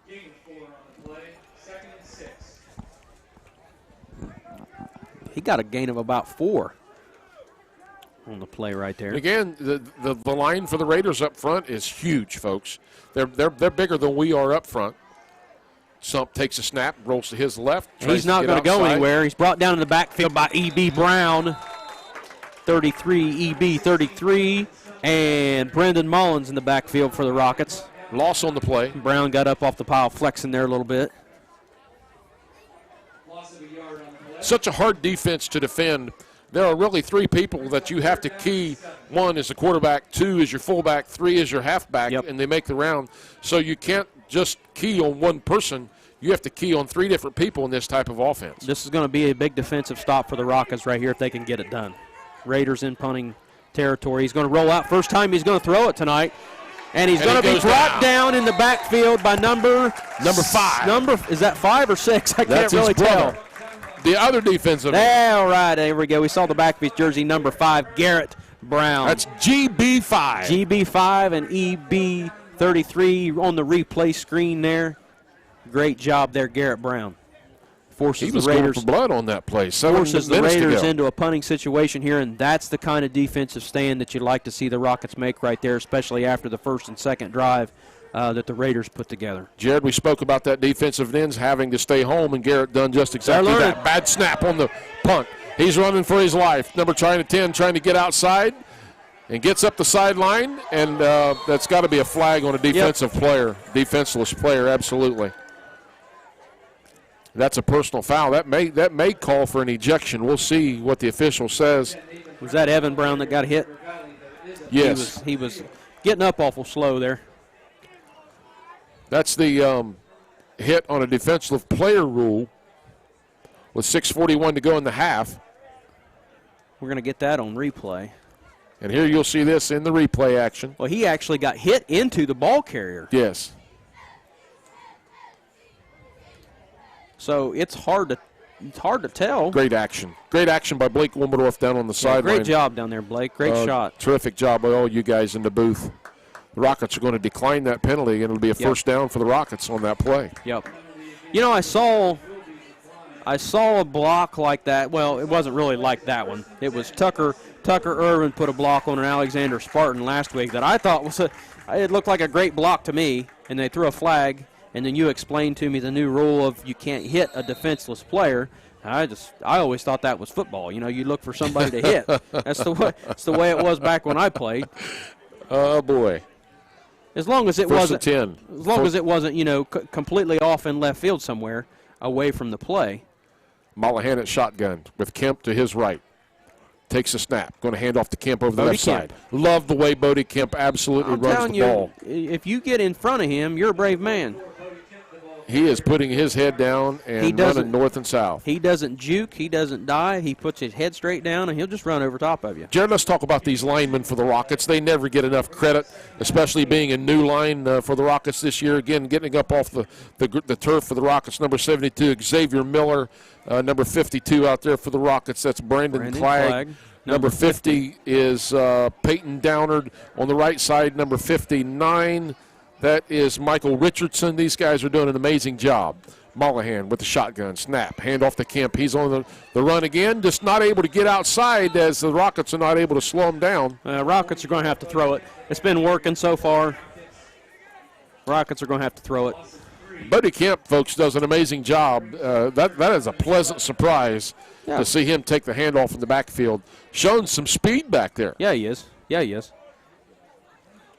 All right, 3rd down and 11 for the Rockets with 5:30 to go here in the half. Rockets on top 20-6, your score. You got Garrett Brown on the far side there as well at tight end for the Rockets. You had him the last play when you were announcing the lineman there. Bodie Kemp still in there at the halfback spot. Mollahan takes a snap, rolls to his left. Rolling, throws the quarter of the end zone, barely overthrows Brenton Breach. I think we're still in 4-down territory right here. I'm sure the coach will go for it. That's there every play. Again, let's talk about the halfback, 44 for the Rockets, picking up the blitz on the play. Yep. And that was Bodie Kemp. Yep. The defensive end had a clear shot at Mollahan, and Kemp picked up that block, which was an excellent job. Brenton Breach, Zach Wilbur, those guys are open almost every play. Rockets have some brightness still coming back next year. Kemp at that halfback spot. Mollahan going to take the snap. Roll, going to run a middle screen. And that's going to EB 33 up the sideline it goes. Good enough for Rocket. Yep. First down? Yes. Great play call right there by Coach That's Polson. what they say. They open up the barn door, boys, and let them come in. 5:01 to go in the half. Rockets on top, 20-6, and that's what the coach you do. You just open up the barn door, let the defensive line through, and they did you just throw the middle screen, and Rockets pick up a first down. Great play call by Coach Polson. Yep. Mollahan shotgun into pistol formation. Kemp right behind him. Bobbled snap. Mollahan going to roll to his left. He's under pressure, but he's trying to get out of the pocket. Throws it. It's complete to Aiden Graham. I think he dropped it. In and out of his hands. Yep. No, wait a minute. He's signaling a catch. He did. I thought he was able to scoop that in. I thought he dropped it. We'll get it on the replay there, maybe. There it is. Replay booth. Oh, he trapped it with his foot. He traps it with his foot right there. That is an amazing catch, folks. Wow. Great top replay, guys. Ball never touched the ground. Blake Wimbledorf, again, amazing job on the sideline. You know what? Don't let the officials know we got this up here. They might be coming up here reviewing stuff. Bodie Kemp at shotgun pistol position right behind. We're going full house. Going to hand it off to EB 33 up the middle. He's got it, I believe. No signal. No signal. Second down. Going to spot him at about the 1 foot line. Looked like he got in from here, but we're a little off angle. Can't really tell. 4:05 to go in the half. Rockets on top, 20-6. Jared Norris on Bub Norris bringing you your action tonight live. Stream BMG Media from C.H. Jones Field. It's replaying the goal line play there. Mollahan takes a snap. Quarterback sneak over the left side. That time. He does the little dipsy-doo in the end zone. Touchdown, Rockets and Mollahan. Tiptoe little dipsy-doo tinkaroo there. Rockets looking pretty impressive on the offensive side of the ball, Jared. Defensively, we're going to have to make some adjustments at halftime with 3:44 to go in the half. I think we made some of those adjustments there on the last drive that the Raiders had. We were able to shut them down to go 3 and out in the punt. Michael Wilbur on to kick the extra point. Snap is good. The hold is good. The kick is up. And it's good. And it is good. Yeah, 3:44 to go in the half. 27-6 your score, the Golden Rockets. Again, you're getting a live drone video over top of C.H. Jones Field here tonight. Compliments of all of our guys back in the trailer. Michael Gray, Evan Mercer, Justin Conley, and the list goes on and on. Blake Wommeldorf, you guys are just doing an amazing job. Brett Gray, thank you for making a beautiful comment about my hair, and no, it is not a toupee. Shout out to the original BMG up at the Ronald McDonald House tonight. Little buddy Pappy loves you. You guys tuning in to us tonight. And you take care of your little brother Tig up there. We'll hopefully maybe get Michael on here at halftime and give us an update. The community, everybody and their brother has been asking about little baby Tig. And we'll try to get an update for you from his dad tonight. 3:44 remaining in the half. 27-6 your score in favor of the guys in blue and gold. Great offensive performance tonight so far by the Golden Rockets. I knew Zeke Mollahan was going to step up. Swib kick going to be taken at the 29 by the Raiders. He slips and goes down at about the 36. That was Nathan Brown line for the Raiders. But like I was saying, I knew we weren't going to be off a whole lot on the offensive side of the ball with the absence of Jeremiah Frisbee and him going down last week at Alexander, and he's out for the season. Zeke Mollahan fills the quarterback spot well there, as you've seen so far this first half here for the Golden Rockets. Where we're lacking is on defense, and that's shown here a little bit tonight. Raiders, to start the football game, got the ball, marched it right down the field on the ground, and scored 6 points on us. So, and it's exciting on the offensive side too, Jared, to see number 44, Bodie Kemp, in there on offense for the Rockets as well. Yep. Defensively, let's see if the Rockets can make an adjustment and make another stand here before half. First guy through, ball on the ground, Rockets recover. Jared, we spoke about that. Now it's just maintenance. The Raiders just really shooting themselves in the foot now. They are. We spoke about this, and you can see this play right here. See if we can see who knocked the ball loose. Got through there and knocked the ball loose. I wasn't able to see it. The initial contact being made by that interior defensive line of the Rockets. Looks like it's just going to be our front man there. We have somebody shoot the gap. Oh, he fumbled the handoff. Quarterback handoff. See, that's that quarterback exchange. Yep, that's what we talked about right there. When you run that keep option, you run into that risk of dropping the football. The runner's trying to figure out, is he handing it to me? Is he not handing it to me? The quarterback's trying to figure out it. So we're going to take a commercial break right here. We do have a timeout on the field, and we'll be right back after this.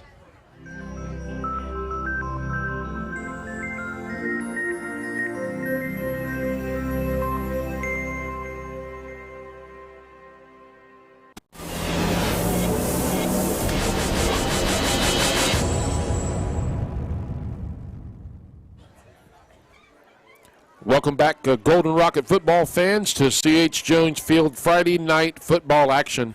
Jared Norris, I'm Bub Norris, bringing you your action tonight via BMG live stream media. 3:37 to go in the half. Rockets on top 27-6, but Jared, this game has taken a huge turnaround.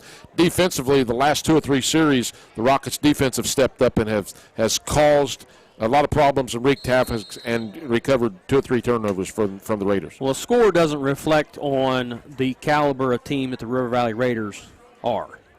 They're a good football team. Mollahan takes a snap, drops back 3 steps, looking, rolls to his left, and he's going to throw it to the end zone. Has a man. Oh, in and out of the hands of the intended receiver. Almost another touchdown for the Rockets. It got tipped. Good job there by number 7. That's Andrew Huck for the Raiders. He was able to get some fingers on it. 3:29 to go in the half. Tucker Irvin back in the game for the Rockets at that fullback, halfback position. Just barely got his fingertips on it there, Huck did. And tipped it right through the hands. 2nd and 10. Mollahan throws it out to the flats. Has his man Wilbur. He caught the ball. He was on the ground. Caught it, and his knee was down. Good call there, Mr. Keith Wilson. I'm going to go out on the limb tonight. I'd like for somebody to research this. I might have to get Jeff Hendershot involved with this. But I would like to know if Zach Wilbur has dropped the pass yet this year. I don't think the young man has dropped the pass that's been a catchable ball. I don't think he's dropped the pass all year. Mollahan takes a snap, rolls to his right. He's going to keep it, trying to get up through the line of scrimmage, breaks a couple tackles, and that's the halfback coming back out. And again, he's going to be close to Rocket first down. One thing I do want to mention is that I'd be very careful in running him. Because if he goes down, then we're hurting at the quarterback position. But correct. 2:53 to go in the half. And we're going to have an officials timeout for and we can do the same if they'd like to take a commercial break here real quick. Well, we're going to have a measurement here. So we want to see if it was good enough for a Rocket first down. Let's run down a list of some of our fine sponsors that help make this all possible. Darrow Insurance, Encompassing Solutions, Mayor Charlie Hudson, Service Director Tony Brenner, Mohawk Electric, Rocket Pizza. We haven't mentioned them yet tonight. What a tremendous job they have done the last 2 years supporting Golden Rocket football. That's the Mollahan family. Mollahan family, thank you so much for what you do. Fourth down for the Golden Rockets. Again, great sideline work by our photographers on the sideline.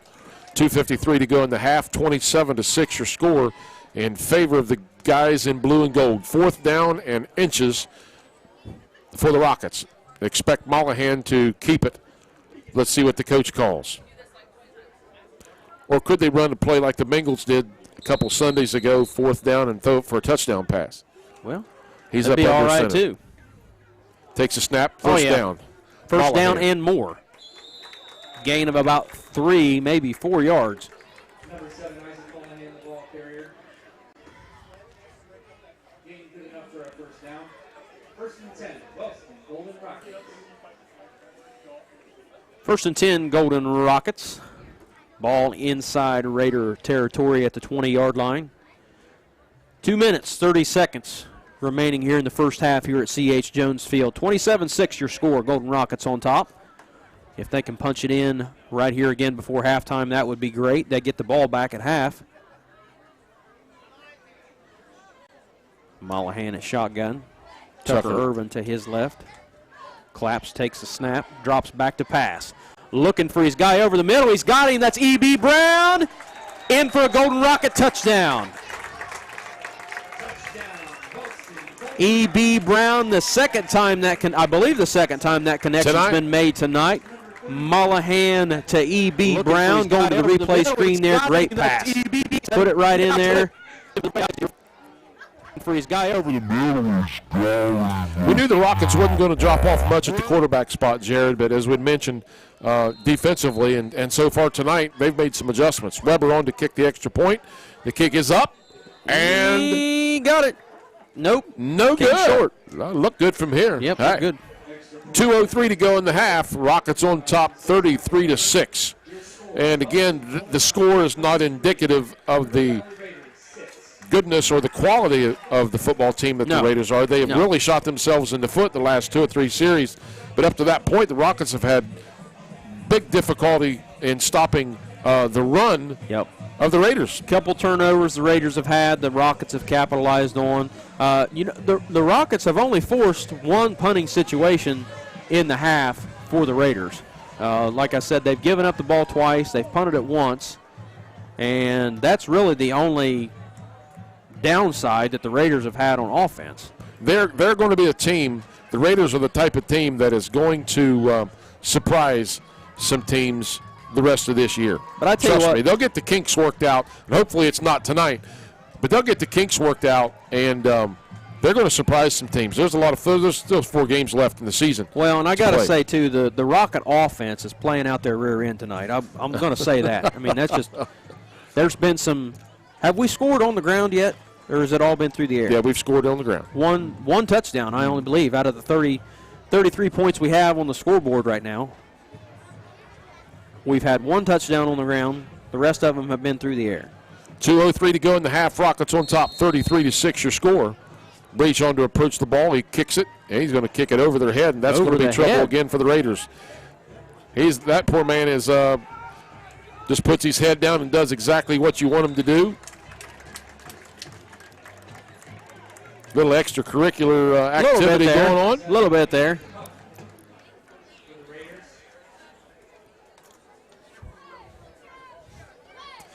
Minute 58 to go in the half. Rockets on top, 33-6 your score. Jared Norris, I'm Bub Norris, bringing you your action live tonight from C.H. Jones Field. Great camera work all night long by our crew. Terrific job, guys. Hopefully the Rockets can keep this thing going and defensively make another stand here before half. Rockets will have the ball coming out the second half, Jared, so that's another plus. Stump under center. First guy through. Not much happening there. A great job of the guys, that interior defensive line for the Rockets up front right there. And you got to tip your hat to number 70, the big guy, Brendan Mullins. Have we seen anybody this year run this style of offense? Not yet. Number 50, Peyton Downard in there as well on the inside. I think that might have thrown the Rockets a little bit for a loop there on that first drive that the Raiders had. And Peyton Downard in there as well, number 50. Because we've pretty much handled it pretty well since then. Stump under center, drops back, 3 steps, airs it out down the sidelines. Great catch. Great catch. Pulls these britches down. And he's off to the races. Will anybody catch him? We had a streaker on the field right there with a minute to go.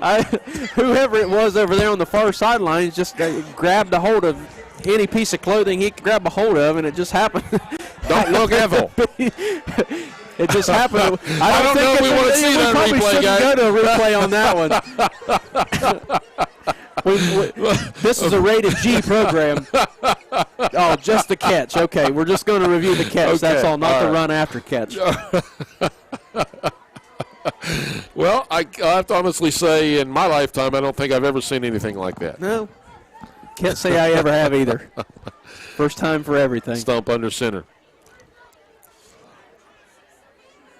His first guy through with the ball, going to give him a gain about 4 on the play. A minute to go in the half.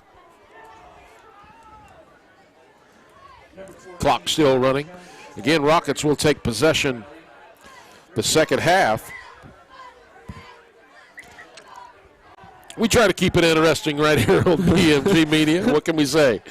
40 seconds to go in the half. Stump takes a snap, drops back 3 steps, looking for a guy across the middle. In and out of the hands, intercepted. And it's intercepted by the Rockets. In the end zone. In the end zone. He's going to be brought down for a touchback. And again, not a bad-looking play. No, it wasn't. Just a tip. And, you know, that's one of the first times we've seen the Raiders throw the ball tonight, and the quarterback's got a halfway decent arm. Just a little bit off target there. His receiver threw just a little bit over his head. His receiver got some fingers on it, tipped it up to Brenton Breach there. Breach intercepted it in the end zone. He was brought down in the end zone for a touchback. That'll bring it out to the 20 or 25. Brings it out to the 20-yard line. As you can tell, I mean, it's critical. Turnovers can make or break a team. Absolutely. And it's a break for the Raiders tonight. Mollahan at shotgun. Looking at his signal from the coach from the sideline with 33 seconds to go in the half. Going to take a knee. Going to take a knee. And going to go into the half. That is the smart thing to do for the Golden Rockets here. Why run another play when you get the ball back at the start of the second half? You know, you get the ball back the start of the second half there. That's a good idea there for the Golden Rockets. You know, why run one more play and risk, you know, getting somebody hurt, you know, because anything can happen in one play. So we're going to run the clock out, I believe. Yep, that's going to run the clock down, and that's going to do it for the first half. And you're going to have the River Valley Band, maybe, possibly? Or no, nope, doesn't look like it. Looks like we're going to have the Wellston Golden Rocket Marching Band on the field at this time. And again, what a tremendous action and tremendous work by our sideline crew tonight, Blake Wilmendorf and you guys running our cameras and the drone video tonight. Great footage all night long. You guys have done a terrific job all season long. I want to thank you for all your work that you do. Again, Jared, let's just rehash this first half. We came out, the Raiders looked very impressive offensively. The first series of the game drove it about 70 yards the length of the field, running that option offense. You know, I thought we were going to be in for a long night on defense with the way the Raiders were running the ball there on that first drive. But Raiders have shot themselves in the foot a few times there with that third turnover right there being the interception that was intercepted there by Brenton Breach. You know, like I said, the score's not reflecting the caliber of team that this River Valley Raider team is. You know, they're a good football team, and I hope the Rockets don't slouch any the second half and give them a chance to get back in this football game. You know, there's still a lot of football to be played. We're only one half into this thing, so I hope the Rockets keep pouring the fire to it. And like I said, our offense is playing out their rear end. They're doing a phenomenal job. Coach Polson's doing a phenomenal job calling the plays. And it's just it was a really good half there offensively for the Golden Rockets. I'd like to see the stats on how total yardage what we had, especially through the air, what Zeke Mollahan had there. We didn't have a whole lot going for us on the ground. Raiders were doing a lot of blitzing, a lot of shooting the middle gaps and stuff like that. But we capitalized on some screen passes and on some rollouts that Zeke to Brenton Breach there a couple times, to Evan Brown, EB33 there a couple times. So a lot of positive things going for the Rockets offensively. Defensively, like we talked about just a couple minutes ago, you know, the Rockets definitely have some areas where we need to improve if we're going to be able to stand against a team like the Vinton County Vikings, who we're going to have at the last game of the Week 10, the last game of the season here coming up. And also you've got Nelsonville coming up next week. Rockets go on the road to Nelsonville to take on the Buckeyes. They're a good football team this year. And you've also got Meigs and Athens also. So Rockets are going to have to make some adjustments defensively here the rest of this game and through the weeks coming. But I really like what I'm seeing on offense by these Golden Rockets. Just to give us a quick update around the area, we want to give you some scores from around the area so far here tonight. It's Ironton 42, Chesapeake 0, South Point 12, Rock Hill 12, Portsmouth 28, Cold Grove 6, Athens 14, Logan 14, Notre Dame 13, Northwest 7, Nelsonville 0, Meigs 0, Jackson 21, and Hillsboro 0. It's Vinton County 39, Alexander 0 in the second quarter, so that's an interesting score. So we are going to take a break. We're going to let you listen to the Wellston Golden Rocket Marching Band, and we'll be back in just a little bit. Smith, Brian Bethel, Jackie Hildenbrand, Miles Montgomery, and Justin Maiden. Selections include Cert de Dans Les Roues by Plain White Tees, When Your Feet Don't Touch the Ground from Finding Neverland, and Ghost Opera by Camelot. The band will be traveling to Walt Disney World in the spring to participate in the 50th anniversary celebration. To support the students, please purchase a raffle ticket for one of the baskets that will be raffled off at each game this season. Please welcome to the field your Wellston Golden Rocket Marching Band.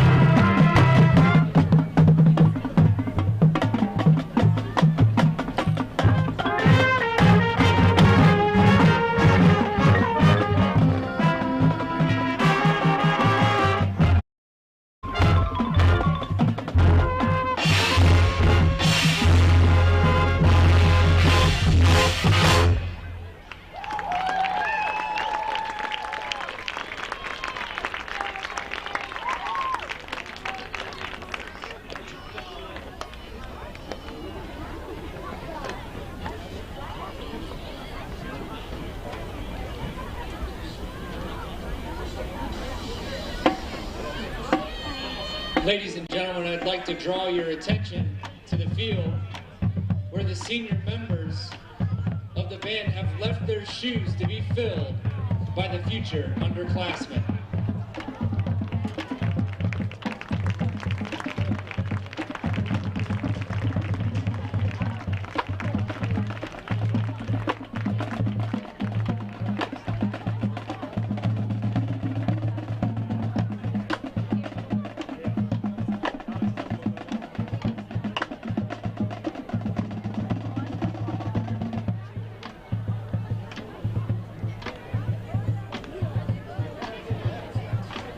Check 1, 2, 3. Some Check. area halftime scores for you.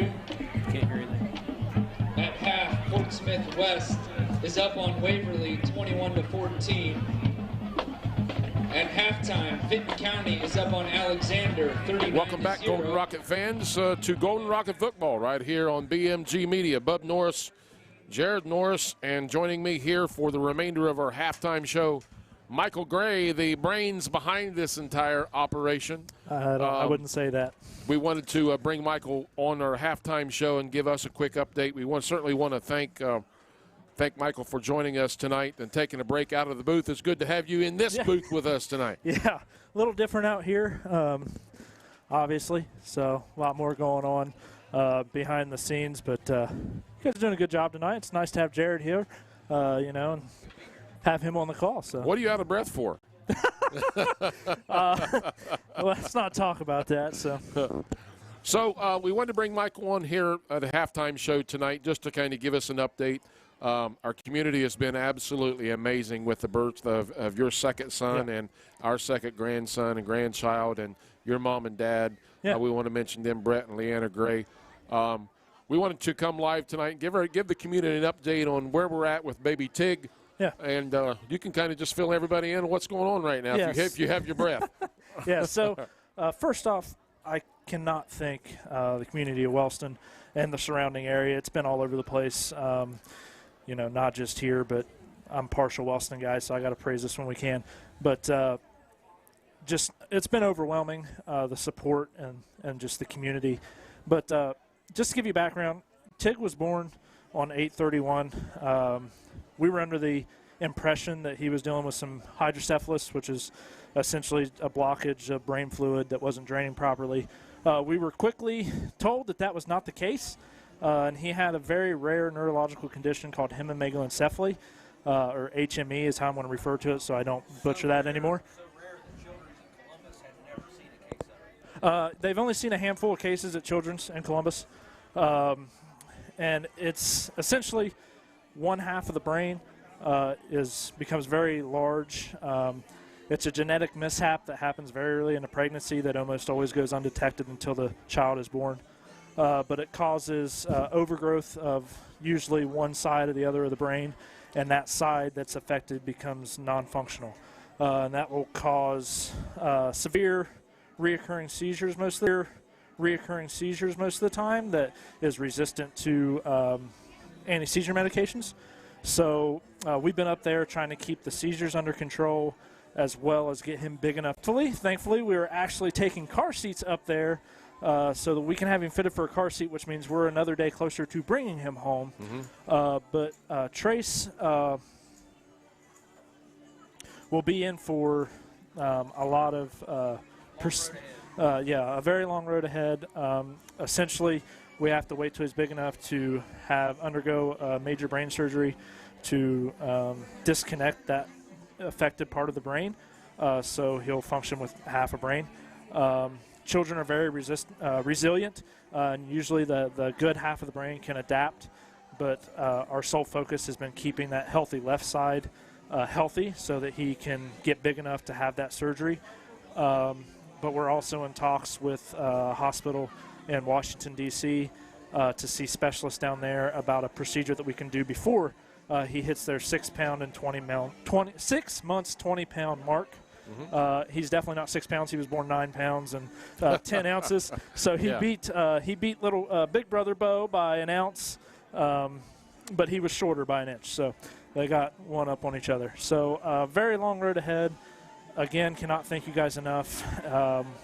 The amount of just relief that we've had, knowing that we have a community back here that's supporting us and looking out for the good of not just me and Emily, but the entire family. Yes. Has been something extremely, extremely special to see. And, like I've said before, this community backs up people all the time, but you never realize how deep that is until you're the one on the end that's being supported. Absolutely. So, I can't thank everybody enough. And, hopefully one day, Lord willing, Trace will be up here with us, and so will Bo, and we can be one big family. Absolutely.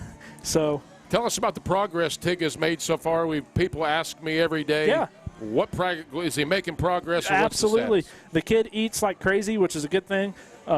He's taking his bottles. He's gaining weight. He was there because he wasn't regulating some things they like to see regulated, like glucose and things of that nature, regulating body temperature. But now he is, which is good, which means other parts of his body that could have been affected by this are not, which is, like I said, extremely good thing that we keep that, kind of it's not spreading to other parts of his body, that genetic, I hate to call it a genetic defect, but genetic malfunction, I guess you could say. So he's making good progress. He's going to be home soon, and then from there, lots of doctor's appointments and lots of follow-ups. But like I told Emily, he's got 10 fingers and 10 toes, and we should be blessed that he's here alive with us. That's it. And just a blessing that the Lord just keeps answering prayer after prayer after prayer, and this little baby just keeps making progress 100%, right along. Yes. So, and if you haven't been able to tell, we all are very strong in the faith, trusting in the one upstairs. And I tell everybody everywhere I go, if Jesus can raise Lazarus from the dead, he can make us walk around without a brain if he wanted Absolutely. to. Absolutely. And I can tell you right now, God has done some amazing things, and he has blessed the doctors and the nurses and the individuals taking care of him with great guidance, and we're in the best hands that we possibly could be, not only at the hospital, but obviously, with the Lord. So very, very blessed that he is making the progress he's making so quickly. We're going on week 4, I think it is, and also want to give a shout out to the Ronald McDonald House. Yes, folks, absolutely. If there is something that you want to donate to and you're not sure why, the Ronald McDonald House of Central Ohio is definitely something you should donate to. They feed us 3 meals a day. They give us a place to sleep.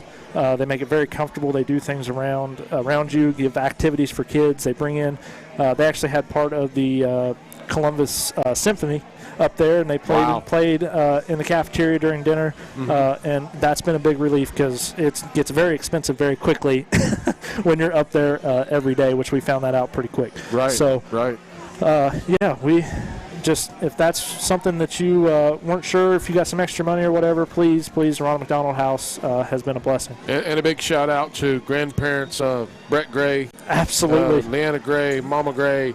The mail, the mail pickup, the mowing of the grass.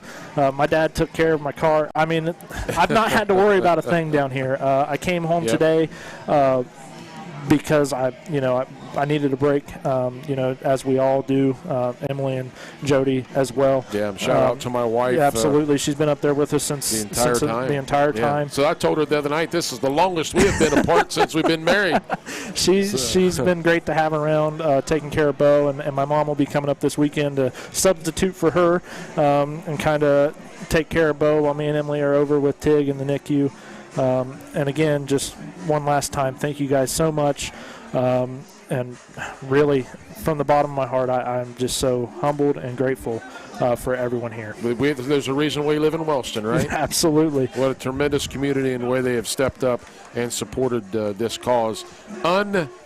Uninvited or unannounced, they just took the bull by the horns. Yeah. So many have donated. I'm not a guy that takes a whole lot of handouts, so I didn't really know how to react at first, but then you realize it's just blessings. So with that being said, I'm going to go back. I got some replay to run and some other graphics to throw up.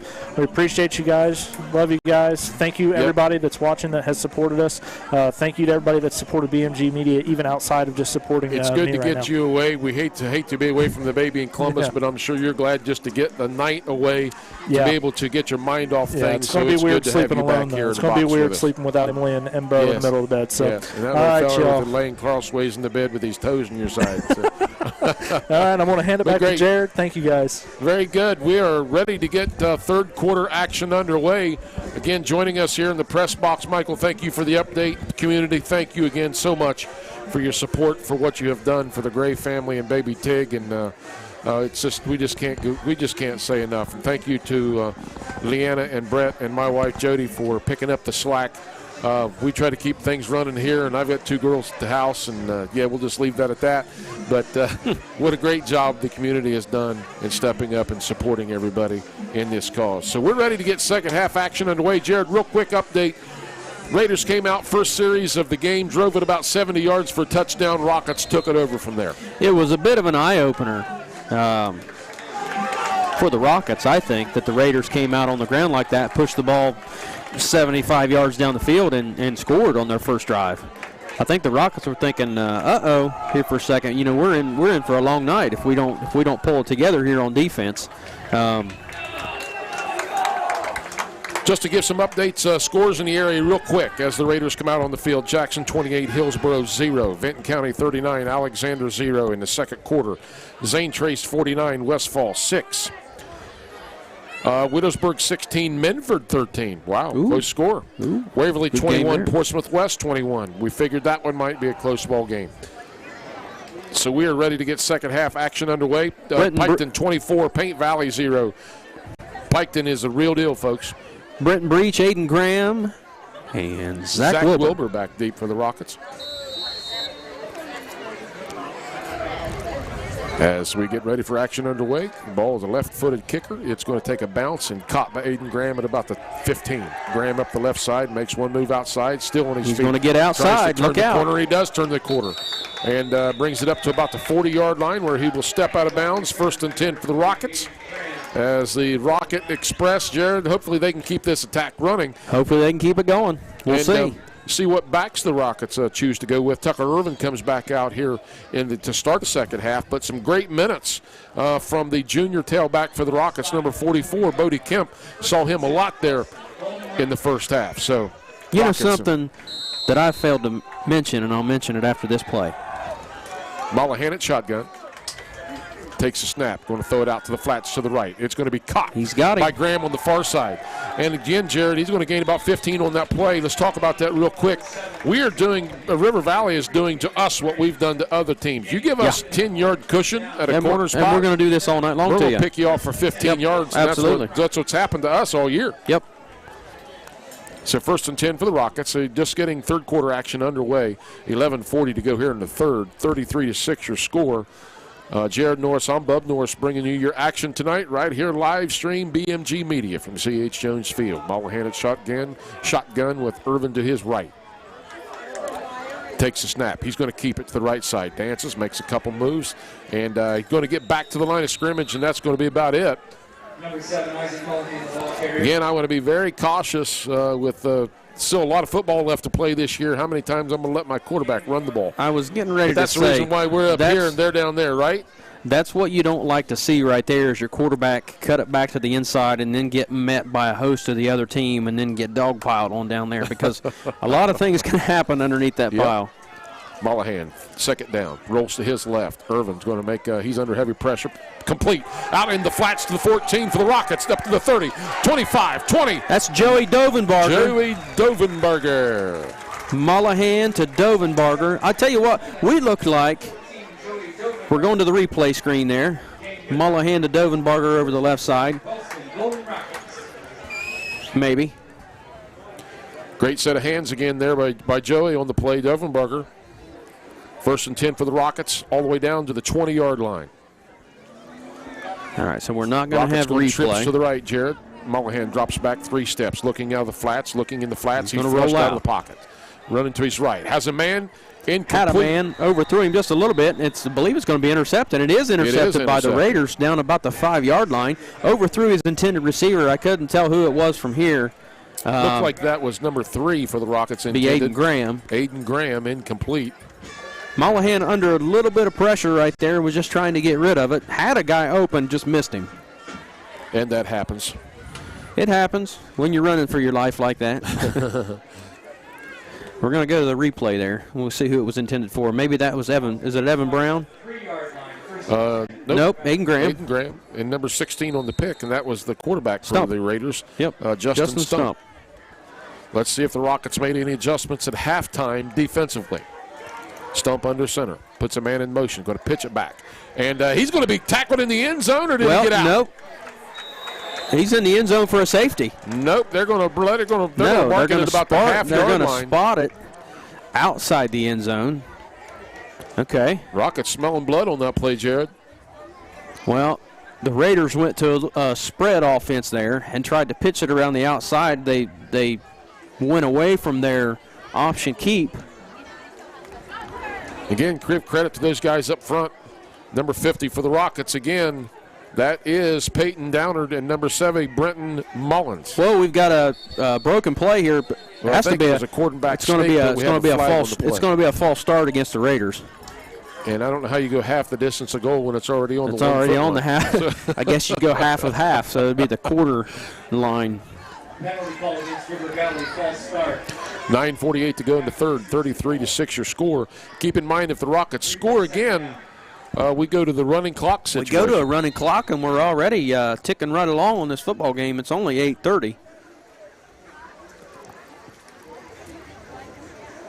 Rockets coming back and answering in a big way here tonight, getting all their wheels back in motion, as you would say, against the Raiders tonight. Again, the Raiders are going to be a very, very competitive team the rest of the year. Stump takes a snap again, quarterback sneak, tries to get it through the middle.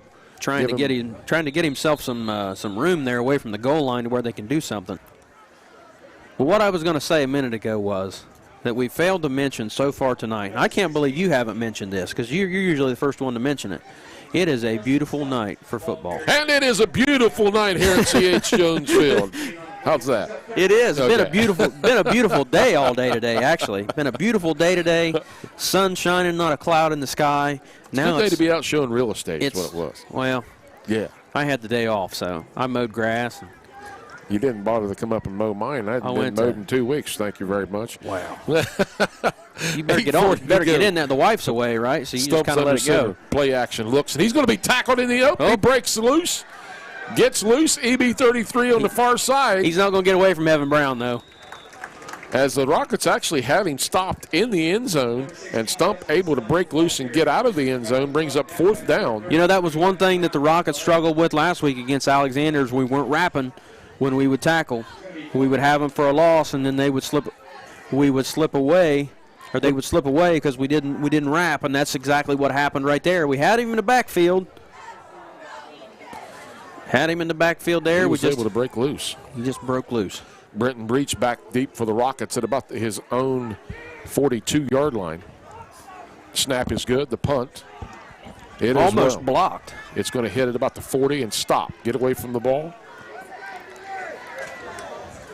And it will roll back into Rocket territory. Take a Rocket roll at the 37-yard line, so 7:45 to go in the third quarter. Rockets on top 33-6. Your score as they will take their second possession. Well, the Rockets took it all the way down the last possession, had it at about the 40, took it all the way down to about the 30 on the other end of the field inside Raider territory and turned it over on down. So this time the Rockets have the ball already inside Raider territory about the 37-yard line, so we'll see if the Rockets can capitalize on that right here. Bodie Kemp in there at halfback for the Rockets, 7:45 to go in the third. Mollahan takes a snap, going to hand off to Kemp on the right side. Look He's out. trying to kick in the afterburners and turn the corner. He's trying to get outside. That's when we would like to see that tailback. When you know you can't outrun the guy, just turn it up the field and try to get as much yardage as you possibly can. Get a couple extra yards there. No gain on the play. I thought he maybe gained a yard or two on the play. Guess not. They're not going to give us the spot, so it brings up 2nd down. Bodie's more of a north-south type of runner. Bodie is definitely more of a north-south type runner. Give it to him up the middle and just let him put his head down and plow his way through. Great to see him in there getting some action tonight. Mollahan, 3-step drop. He's going to throw it down. Oh, he's got a wide open guy. Number 18. That's the Rockets down the sideline. Kyle Kaiser. Mollahan to Kaiser for 6 points. Wide open. Yeah, someone blew a coverage on that play big time. Great job right there by Kyle Kaiser. Blake Womendorf, great camera work there on the sideline. Great throw by Zeke Mollahan once again. Rockets going to be going to a running clock situation now, which is kind of surprising because the way this game started out really made me kind of nervous. The way the Raiders started out so much impressively on offense. Controlled the ball, drove it 70 to 75 yards for the first score of the game. And then it's been downhill ever since.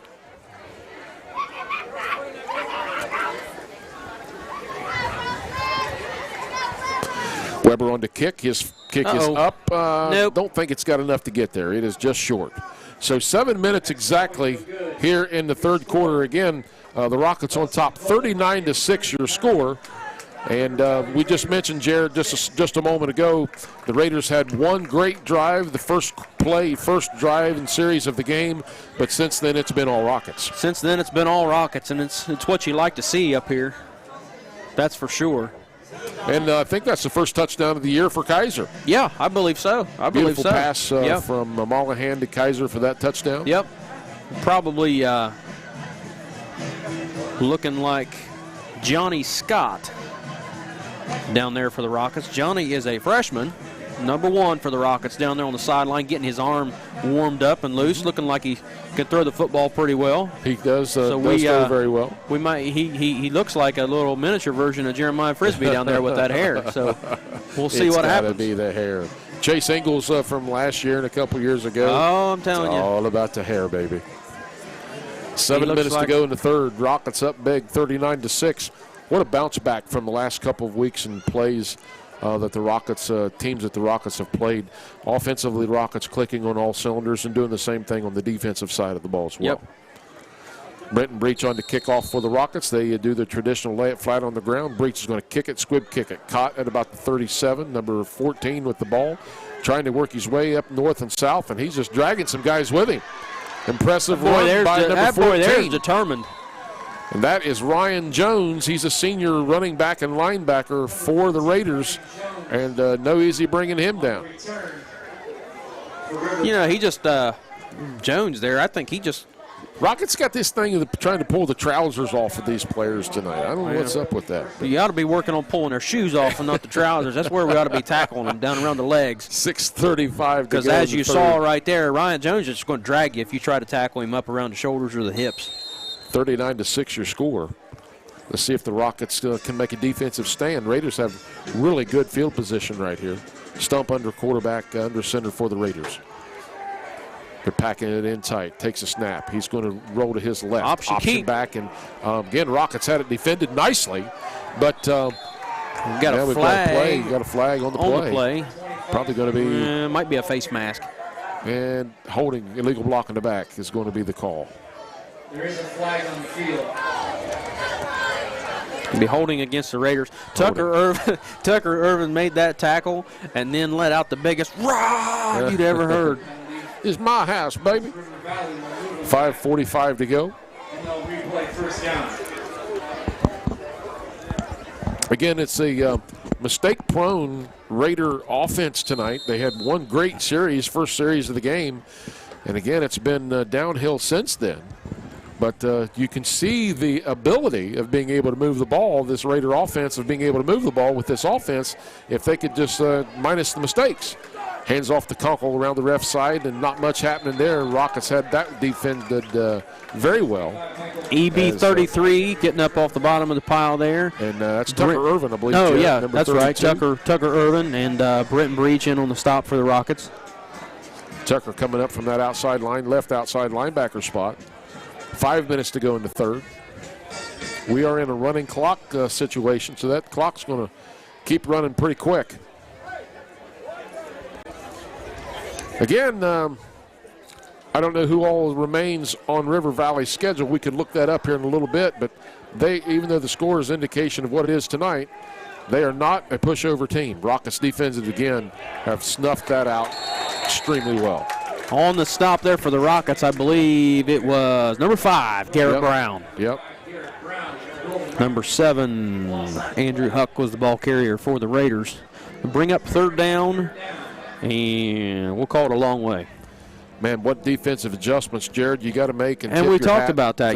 Coach Smith. Coach Smith, you got to hand it to him. He makes adjustments. He knows the right adjustments to make, and he makes them, and it shows right there. 3rd and about 19 for the Rockets, or for the Raiders, rather. Takes a snap, drops back 3 steps, and he's under heavy pressure. Throws out in the flats, and it's caught by number 15. He's going to be close to a first down, but did he ever get popped by number 3, Aiden Graham, on the far side? And you know what? That's a well-executed play right there by the Raiders. Executed. That just goes to show you. Did they get a first down? I didn't think he made the first down. I didn't think he made it either, but he's got first down on the yeah, I don't think that's on correct. the marker there. It's going to be 4th down. Yeah. Which they're in 4-down territory anyways. But, like I said, very well executed play right there by the Raiders. Again, if they minus their mistakes, the turnovers and penalties, this could be a very interesting football game. Yep.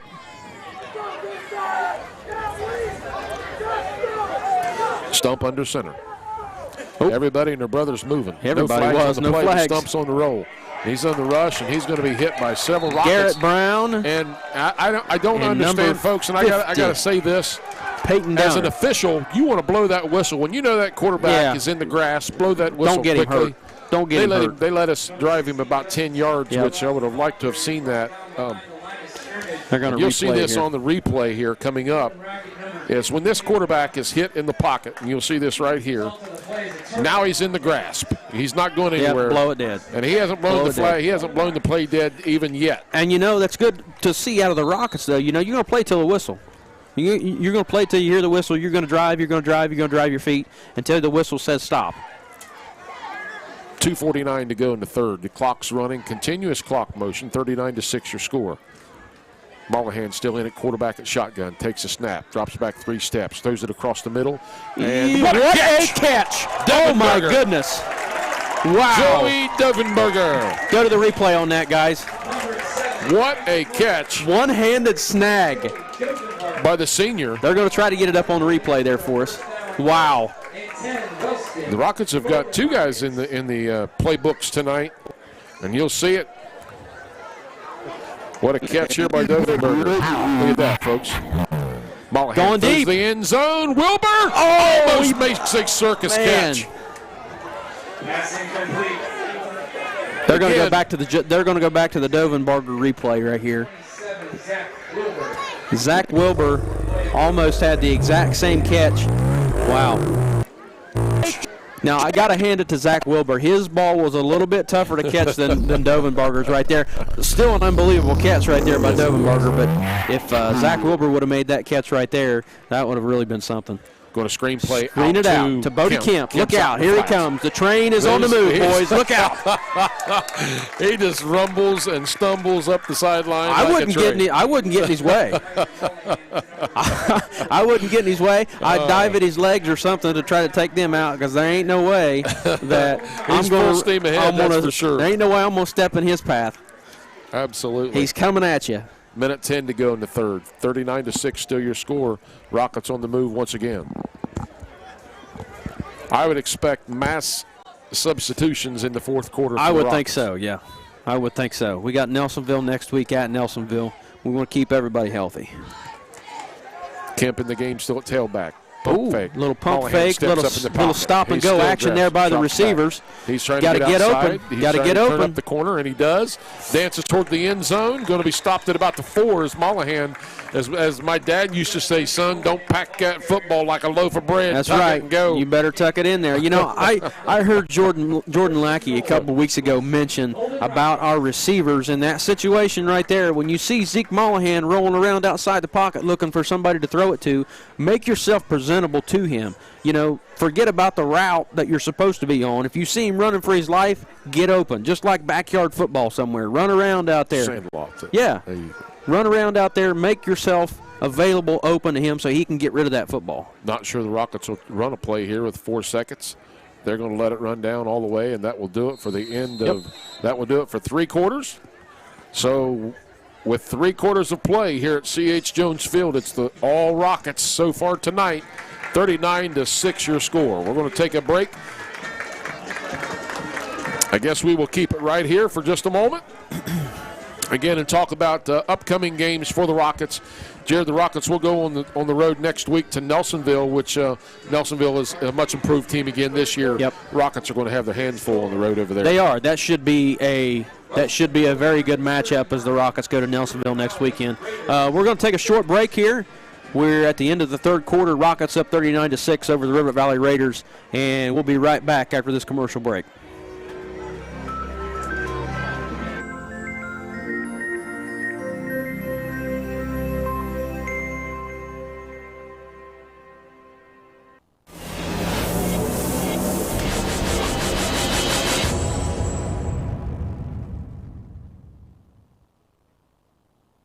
Welcome back, Rocket fans, to C.H. Jones Field for Golden Rocket football via BMG Media. As the Golden Rockets coming away tonight, Jared, on a very impressive night, 39-6 your score over a River Valley Raider team. Quite honestly, the score is not indicative of really the type of team that they are. No, it's not, but I have to say, I don't think I've seen the Golden Rockets offense perform this well in a lot of years. We've probably got, I don't even want to say how many total yards of offense we have. And Mollahan to Aiden Graham for 6 more. Yeah, and that's what we have talked about, folks, and you'll see that maybe on this replay right here. You'll see how wide open our receiver is in the end zone when you give us that big of a cushion. He's wide open. All you have to do is get him the ball, and that's exactly what we did. Well, you give a receiver 5 to 10 yard cushion that close to the end zone or anywhere on the field. Yeah, we're talking about the Raider offense, but where the Raiders are lacking tonight is on defense. 45-6 your score now with 11:46 to go. Weber on to kick the extra point is up, and he got that one. That is a beauty. Michael Weber converts the extra point. 46-6. Michael Weber, he a freshman? He is a sophomore. He's a sophomore. Year. Gotcha. Yeah. Sophomore soccer kicker. Player. Is he? I kind of figured he was a soccer player. So yeah. Soccer. That's something we didn't have back in my day. Couldn't tell you the first thing about soccer. So yes, 11:46 to go here in the contest. Rockets up big. Great work again by our camera crews tonight. Replay guys in the booth. You guys have always done an amazing job. Shout out to our sponsors. Again, ERA Martin and Associates here in Wellston. Game Rocket sponsor? Pizza. Yeah, game sponsor, ERA Martin and Associates. There we are. I think I know those people. He would appreciate it if you gave him a call. List your house. Yeah. Buy a house. Whatever you need. Hunting property. We got bow season coming in tomorrow. A lot of people ask me every day, how's the real estate market? The real estate market is still very strong. We have seen a slight slowdown in the market in the past month, but as far as the sales are still record sales this year versus last year. It's just amazing. And very blessed, and thank you. I've always said this. You're only as good as what the community will support, and the support for our business has just been amazing. So great aerial shot tonight over C.H. Jones Field. And this right here, this doesn't help your real estate business much, does it? Getting behind the camera and getting on a live video and stuff like that. Hey, I want that guy to sell me a house. There you go. Great looking back for the Raiders. I'll tell you what, again, that was number 25, the ball carrier for the Raiders. That was Michael Conkle. He's only a junior. That kid's going to do some special things for the Raiders. He runs the ball very hard. Yeah, he does. He's their go-to back, good-looking back, strong-looking kid running the ball. Yep. Just unfortunate tonight that they've had many mistakes, which has cost them. But again, the type of team that they are, they're a good-looking football team. They just need to clean up their mistakes, and this could be a different ball game altogether. Yeah, like I was talking, the Rocket offense has played exceptionally well tonight. But on the other hand, the Raider defense is leaving them absolutely wide open. Completely wide open out in the flats, up the sidelines, to where Zeke Mollahan just has to pitch it to him, and they catch it and run it in for a touchdown. Rocket starter still in the game right now. Going to option right, going to pitch it back to Conkle around the ref's right side. And again, what great adjustments defensively, Jared. We've said it. Yeah. They made the adjustment. And that's a play that went for big yardage in the first half. Now it went for minus yardage 2 times in a row. Big shout out to Coach Mike Smith tonight there. 3rd year as the Rocket head coach here at Wellston High School. And his assistants, Coach Dan Polson, running the offense for him, does a tremendous job with that. Coach Brian Morrow and Coach Chris Elsesser down there. This entire coaching staff are Gallia County boys. I didn't know if you realized that or not, but they're all from River Valley High School, being there in Bidwell in Gallia County. That's all 4 of these guys' home territory. Wow, what so adjustment on defense. I mean, they're just flying to the ball. Kunkel had absolutely nowhere to go, and you got a feel for the young man. Zach Wilbur, Garrett Brown on the stop, and you also had Zeke Mollahan in there in the backfield busting that play up. So Rockets, this looks like a different team altogether tonight. Defensively as well, we are flying to the ball. We are making plays.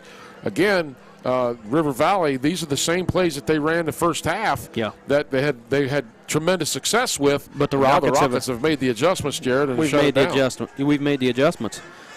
Stump back to pass. He's under pressure Not again, going no anywhere. place to go, and GB5, Garrett Brown on the sack. I think that's the 2nd or 3rd sack Garrett Brown's had tonight. Number 5, Garrett Brown of the Golden Rockets.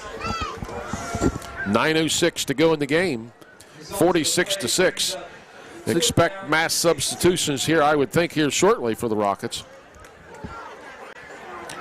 Well, I don't know. Maybe not. Like I was saying, you know, this whole coaching staff, they're Gallia County boys, so they may not call the dogs off on their home territory folks here. Nice punt. Oh, beautiful punt. Nice spiral punt there. It's going to take a Raider bounce and go all the way down to about the 15-yard line, down to about the 12-yard line. Be 1st and 10 for the Rockets. Let's see if we have some mass substitutions on offense here. Looking like it. Okay, here's what we would call the Guinea squad. We won't talk about how long ago that was, but Brett Gray, we'll talk. It's back when Brett Gray played football. Oh, is that when it was? Ago. Man, oh, yeah. man. We used to call it the Guinea squad. You guys wrote your plays down with a chisel and stone, didn't you? Is that what you had to do? Funny story, back in the day, I was walking down Daytona Beach many years ago, and I looked over and seen this Wellston football shirt guy laying on the beach. I said, this can't be possible. I'm hours from home. Looked over, and lo and behold, it was Brett Gray in there. Looked like we won't say what he looked like, but he had a Wellston football shirt on anyway. I'll be darned. 8:25 to go. Now you're in-laws, so many years later.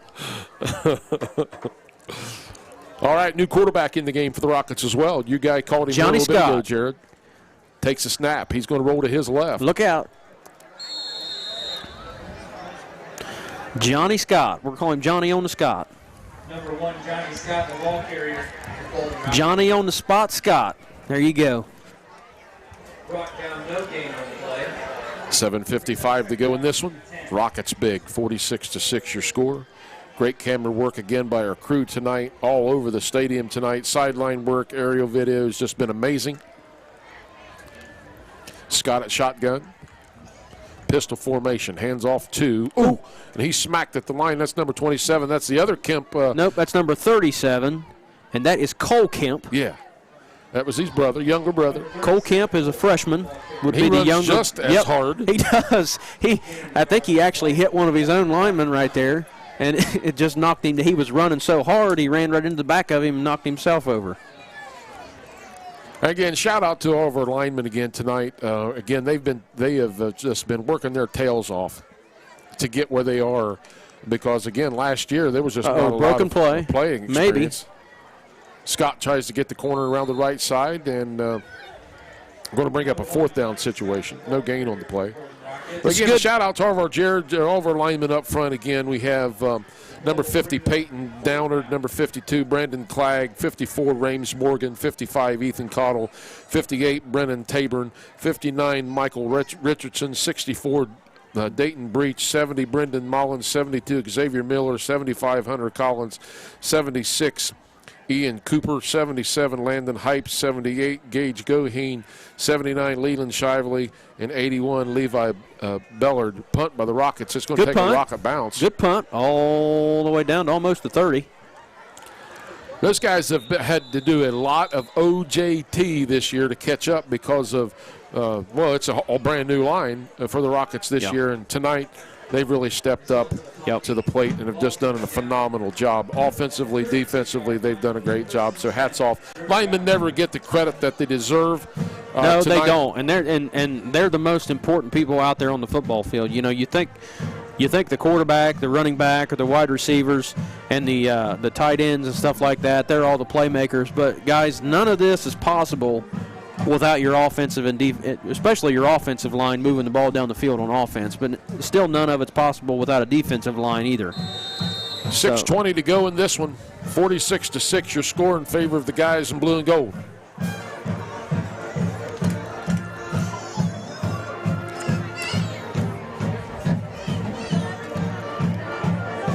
New players in there for the Raiders as well. New quarterback in there, number 5. And that is Mason Browning. He's a sophomore. Again, they run the option offense, and that offense can be a very good offense if it's ran right. Ball fakes have ran right and handled very well. Which it was very good offense. The Raiders' very first drive of the night, it had me faked out a couple times, and then the Rockets started getting pressure off the ball and just started messing things up back there. Very encouraging also to see Mollahan step up tonight. Pick right up where Jeremiah Frisbee had left off. Gain of a couple on the play for the Raiders. Brought down by number 12 and number 37. Number 12 for the Rockets. That's Bennett Yadernacek and number 37, Cole Kemp. Bennett has filled out to be a nice-size-looking player himself. Oh, Bennett. Just a young man. He is a sophomore. Got a nice frame under him.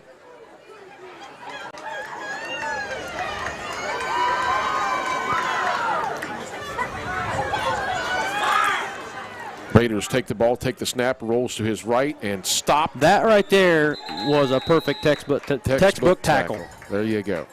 Hit him low and drive. Wrap and drive. Couldn't see who that was on the tackle. Expect the Raiders to go for it here.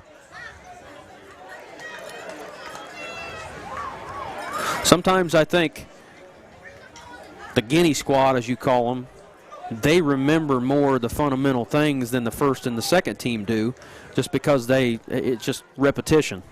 Fumble on the play. Uh-oh. I believe the Rockets are going to have it. The Rockets are going to come away with it, I believe. It is. And they do. Rocket football. I think that makes about 4 or 5 turnovers on the night for the Raiders. And it makes you're just not going to beat a whole lot of teams No. if you continue to turn the ball over. Makes it tough to get anything going there for the Raiders. You know, but like we've said all night, they've got a lot of good things going for them, and I wish them the best of luck the rest of the season. If they can perfect that option keep offense, then they're going to be a dangerous team. They'll definitely be competitive with the other teams left on their schedule. Yep. Broken play, maybe.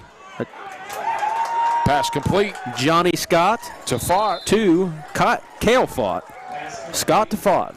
Number 1, Johnny Scott to number 15, Cale Fott. Going to Let's get take a another look replay at of this that. one right here. Good form there. Johnny Scott throws a nice football. Second down and 5.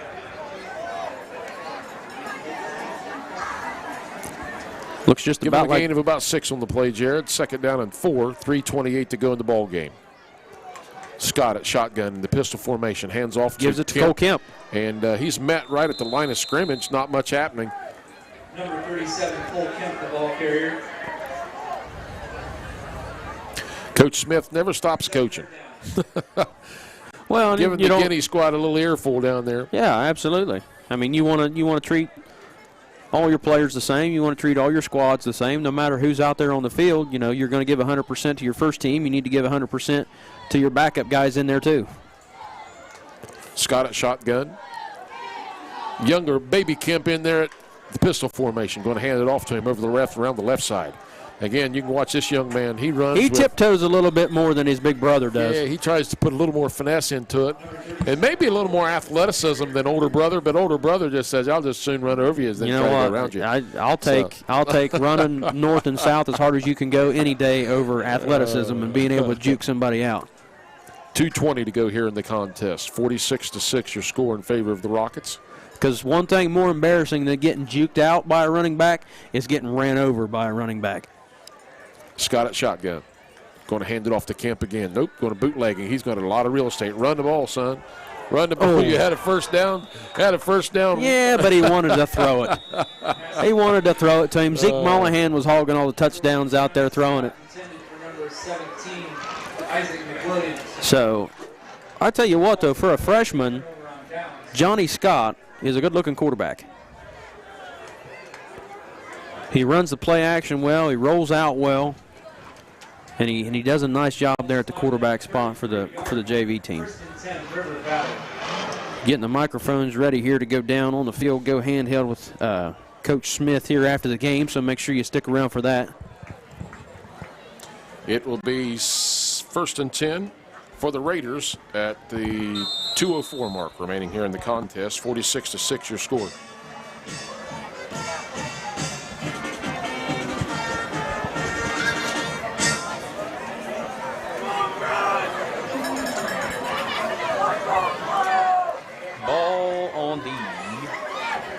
Pitch back to the Raiders around the right side. They've had some success with that play. 1:40 to go. Number 10, Nathan Brown, the ball carrier for Greater Valley. 1:33 to go here in the contest. Game 6 on the play.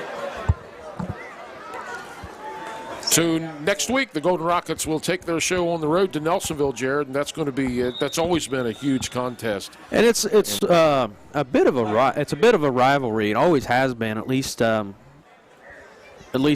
since I've known it to be the Golden Rockets and the Nelsonville York Buckeyes. Neither team has just sat real well with each other. There's always been a little bit of animosity with each other. And throughout the years, the Rockets and the Nelsonville York Buckeyes have always been pretty evenly matched. If I'm not mistaken, we're about the same size schools with about the same type of athletes. Coach Dave Boston over there for many years was both Coach Bostons, old Coach Dave Boston and young Coach Dave Boston were extremely competitive coaches and didn't like it when the Rockets would come to their turf, and then they would have to come to our turf, and, we would give them a run for their money. Tell you a quick story, Jared, real quick. Back in the day when of course, we were playing and I was quarterback and my brother Bill was fullback, and I remember I got sacked on the play, and the announcer said, welcome to the turf. Mm-hmm. And next thing I knew, I seen my dad starting to cross the field to the press box. Pap come right across the field, didn't he? I've heard this story a couple times. Here he comes. I said, "Where are you going?" He said, "I'm heading to the press box." He was going to box that guy's ears. Of course, he got stopped before he got there. Yeah, but, yeah. That was back when you could get away with stuff like that. You can't really go walking across the football field these days up to the press box going to whoop somebody. You'd be wearing stripes and not the type of the official wear either. Yeah, be wearing a set of bracelets anyways behind your back. Folks, they're going to get one more playoff here tonight. About 9 seconds remaining in this one. It's been all Rockets since the first quarter of this game tonight. Raiders take the snapper. They're going to run the final running play, and that was going to do it. So that's going to do it from C.H. Jones Field. Stick around. We're going to run a post-game show with Coach Smith here in just a minute. 46-6 your score from C.H. Jones Field here tonight. We're going to take a break and run some commercials here for just a moment. Again, we want to say thank you to all of our sponsors that help make this possible. Again, E.R.A. Martin and Associates, game sponsor tonight, and Rocket Pizza and so on and so forth. So great job, guys. Great camera work tonight on the sidelines. The Golden Rocket Marching Band raffle basket is Libby Stevens. Again, Libby Stevens, you are the winner of the Wellston Golden Rocket Marching Band raffle basket.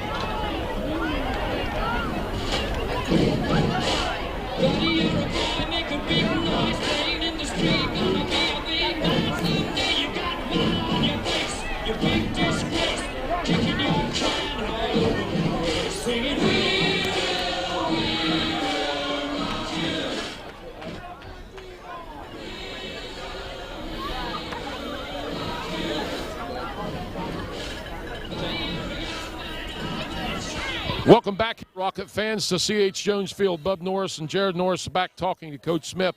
Wanted to do our game show here with you tonight. First off, bring our senior quarterback in just to give him a final words to say, joining us here tonight, Jeremiah Frisbee. Last week, Jeremiah suffered a pretty tragic broken leg last week, and just wanted to have you come on the air tonight and say just a few words about what you saw tonight. You turned the ball over to your backup quarterback, but he didn't play so much like a backup quarterback tonight, did he? No, he did not. I honestly, I knew if I got hurt at all this year, I knew Zeke would come in and do just as good, if not better, at the spot that I was in. And I expected him to do good, and he did good, and you can't ask for much more than that. Give all of our Rocket fans a little update about the status of your ankle and where we're at with that. So I broke my fibula in 2 spots. I fractured it in 2 spots, and I tore the deltoid ligament on the inside of my leg. And I'm looking about 8 to 12 weeks of recovery after surgery. I have surgery next Thursday, so it's just a waiting game right now until Thursday comes. So it will take that long to heal up. Can the Rockets expect you back for baseball season? I sure hope so. I'd hate to lose everything my senior year, but I was just glad to be back and just here tonight for the guys. So joining us again tonight, we wanted to get Jeremiah on the air tonight, give everybody an update. A lot of people have been asking about Jeremiah, and one thing you can always count about Jeremiah Frisbee, the senior team captain, is the support that he shows for the rest of his team. And Zake's been here for just a moment and talk about that support. I know you guys are very close and very good buddies. Tell us about that transition, what took place last Friday night at Alexander and tonight. Well, I hate to see he's one of my best buddies. I hate to see him go down like that. And he's team captain. He leads the team like no one else. So when we lost him, we knew it was so different this week in practice. It was like we had the biggest chunk of our team just missing. So we knew this team. We knew we had to work, and we did. We stayed focused, and he was there to support us, and that's what we needed. We needed him to stay with us, and that's what he did. All right, very good. And thanks, guys, for joining us. Our player of the game tonight, Zeke Mollahan, player of the game, and an update from our senior quarterback who has a broken leg, as you can see, Jeremiah Frisbee. Guys, good luck next week as we go on the road to Nelsonville. We're going to get Coach Smith step in here with us for just a moment. Coach, what a bounce back from last week and the last 3 weeks we've been playing. Well, the biggest key there is we're finally getting a little bit more healthy up front. Our bigs are getting back in the game, so that's helping us out a whole lot. So I think that's one of the biggest keys. It's been the turnaround is we've got kids back from the COVID tracing and then all the injuries that we've had to go on top of it. So we were down about 7 or 8 kids. So, Coach, tonight, a different look for us, obviously. You lost your starting quarterback for the year from last year and this year, but Zeke Mollahan just done an amazing job stepping up and filling the shoes where Jeremiah left off. Yeah, Zeke came in even at Alexander last week. I thought he'd come in with no more practice than he had and done a good job. And then, all week this week he's looked really well. He's thrown the ball well. He's picked up on some things. He and Jerry's talked a whole lot, so I know that's helped out a whole lot. But I thought he stepped up tonight and played really well. Coach, Jared and I were in the box talking tonight. The first series kind of concerned us a little bit with the option offense. Jared, go ahead and take over. And Well, like I was saying, that's what Coach and I were kind of discussing back there a minute ago. He actually mentioned it before I could even say anything. He said, that first drive that the Raiders had right there, he said, I was a little worried there for a second. Coach, tell us a little bit about that. Tell us about the adjustments you made to shut down the Raider offense after that first drive. Well, if you've ever played against option, you got to play assignment football. And a couple of times in that first drive, we were actually lined up wrong and missed a couple of assignments, which gave them some life. And then they got a couple good runs out of the fullback and, end up going down and scoring. But, the same thing happened in the Oak Hill game. They go right down the field and score on us. It's like we got to take that first drive just to get adjusted to what they're doing, or I don't know, but they're driving me crazy. My hair's getting grayer and grayer. Coach, next week we go on the road to Nelsonville. What do we know about Nelsonville and what can we expect? Well, we know that they got a lot of kids back from last year. I know they were up tonight, I think 7-0 at halftime on Meigs. So we really haven't broke them down yet. We'll have them broke down by Monday morning and ready to go next week. Jared, anything else for the coach? I want to talk about the offensive side of the football and pretty much the offensive clinic that the Rockets put on tonight. As I was saying to you and as I was saying to Coach here just a minute ago, that's probably the best offensive display I've seen the Golden Rockets have in quite a few years here. So, Coach, just tell us a little bit about that. Tell us about the different connections that Zeke Mollahan made to all the different receivers tonight. And are we going to expect to see any more of that in the upcoming games here next week, maybe against Nelsonville? And you know, that's the way we play. You know, that is our offense. And when Zeke's on and guys are catching the ball, then we're going to get open. You know, we're going to get people open. And if Zeke can deliver the ball, I mean, you've seen some of the catches the kids made tonight. Amazing. You know, our skill kids played really well. Just like I told you, we've got all kinds of skill kids. It's linemen we have trouble finding around here. We got these 200-pounders when we need some 260s. But it sounds like from what we saw tonight, Coach, the linemen stepped up and done a really good job tonight. Yeah, we got some of them back healthy. We got Brendan Mullins back on defense, a big help in the middle. And then we finally got healthy up front. We got Michael back, got Peyton back. So, you know, those guys were missing in a couple of those games that we ended up losing. So, you know, that's big when you have to take a 150-pound linebacker and move him to guard. Yes. Yes. All right, folks, that's going to wrap it up here for us tonight for Coach Smith and for the Golden Rockets. Rockets come away with a big victory tonight, 46-6 over the River Valley Raiders. So follow us, follow again the Rockets next week as they go on the road to Nelsonville to play the Nelsonville York Buckeyes. For Jared Norris, I'm Bub Norris, Coach Smith, and for BMG Media, we just want to say good night, God bless America, everybody. Good night.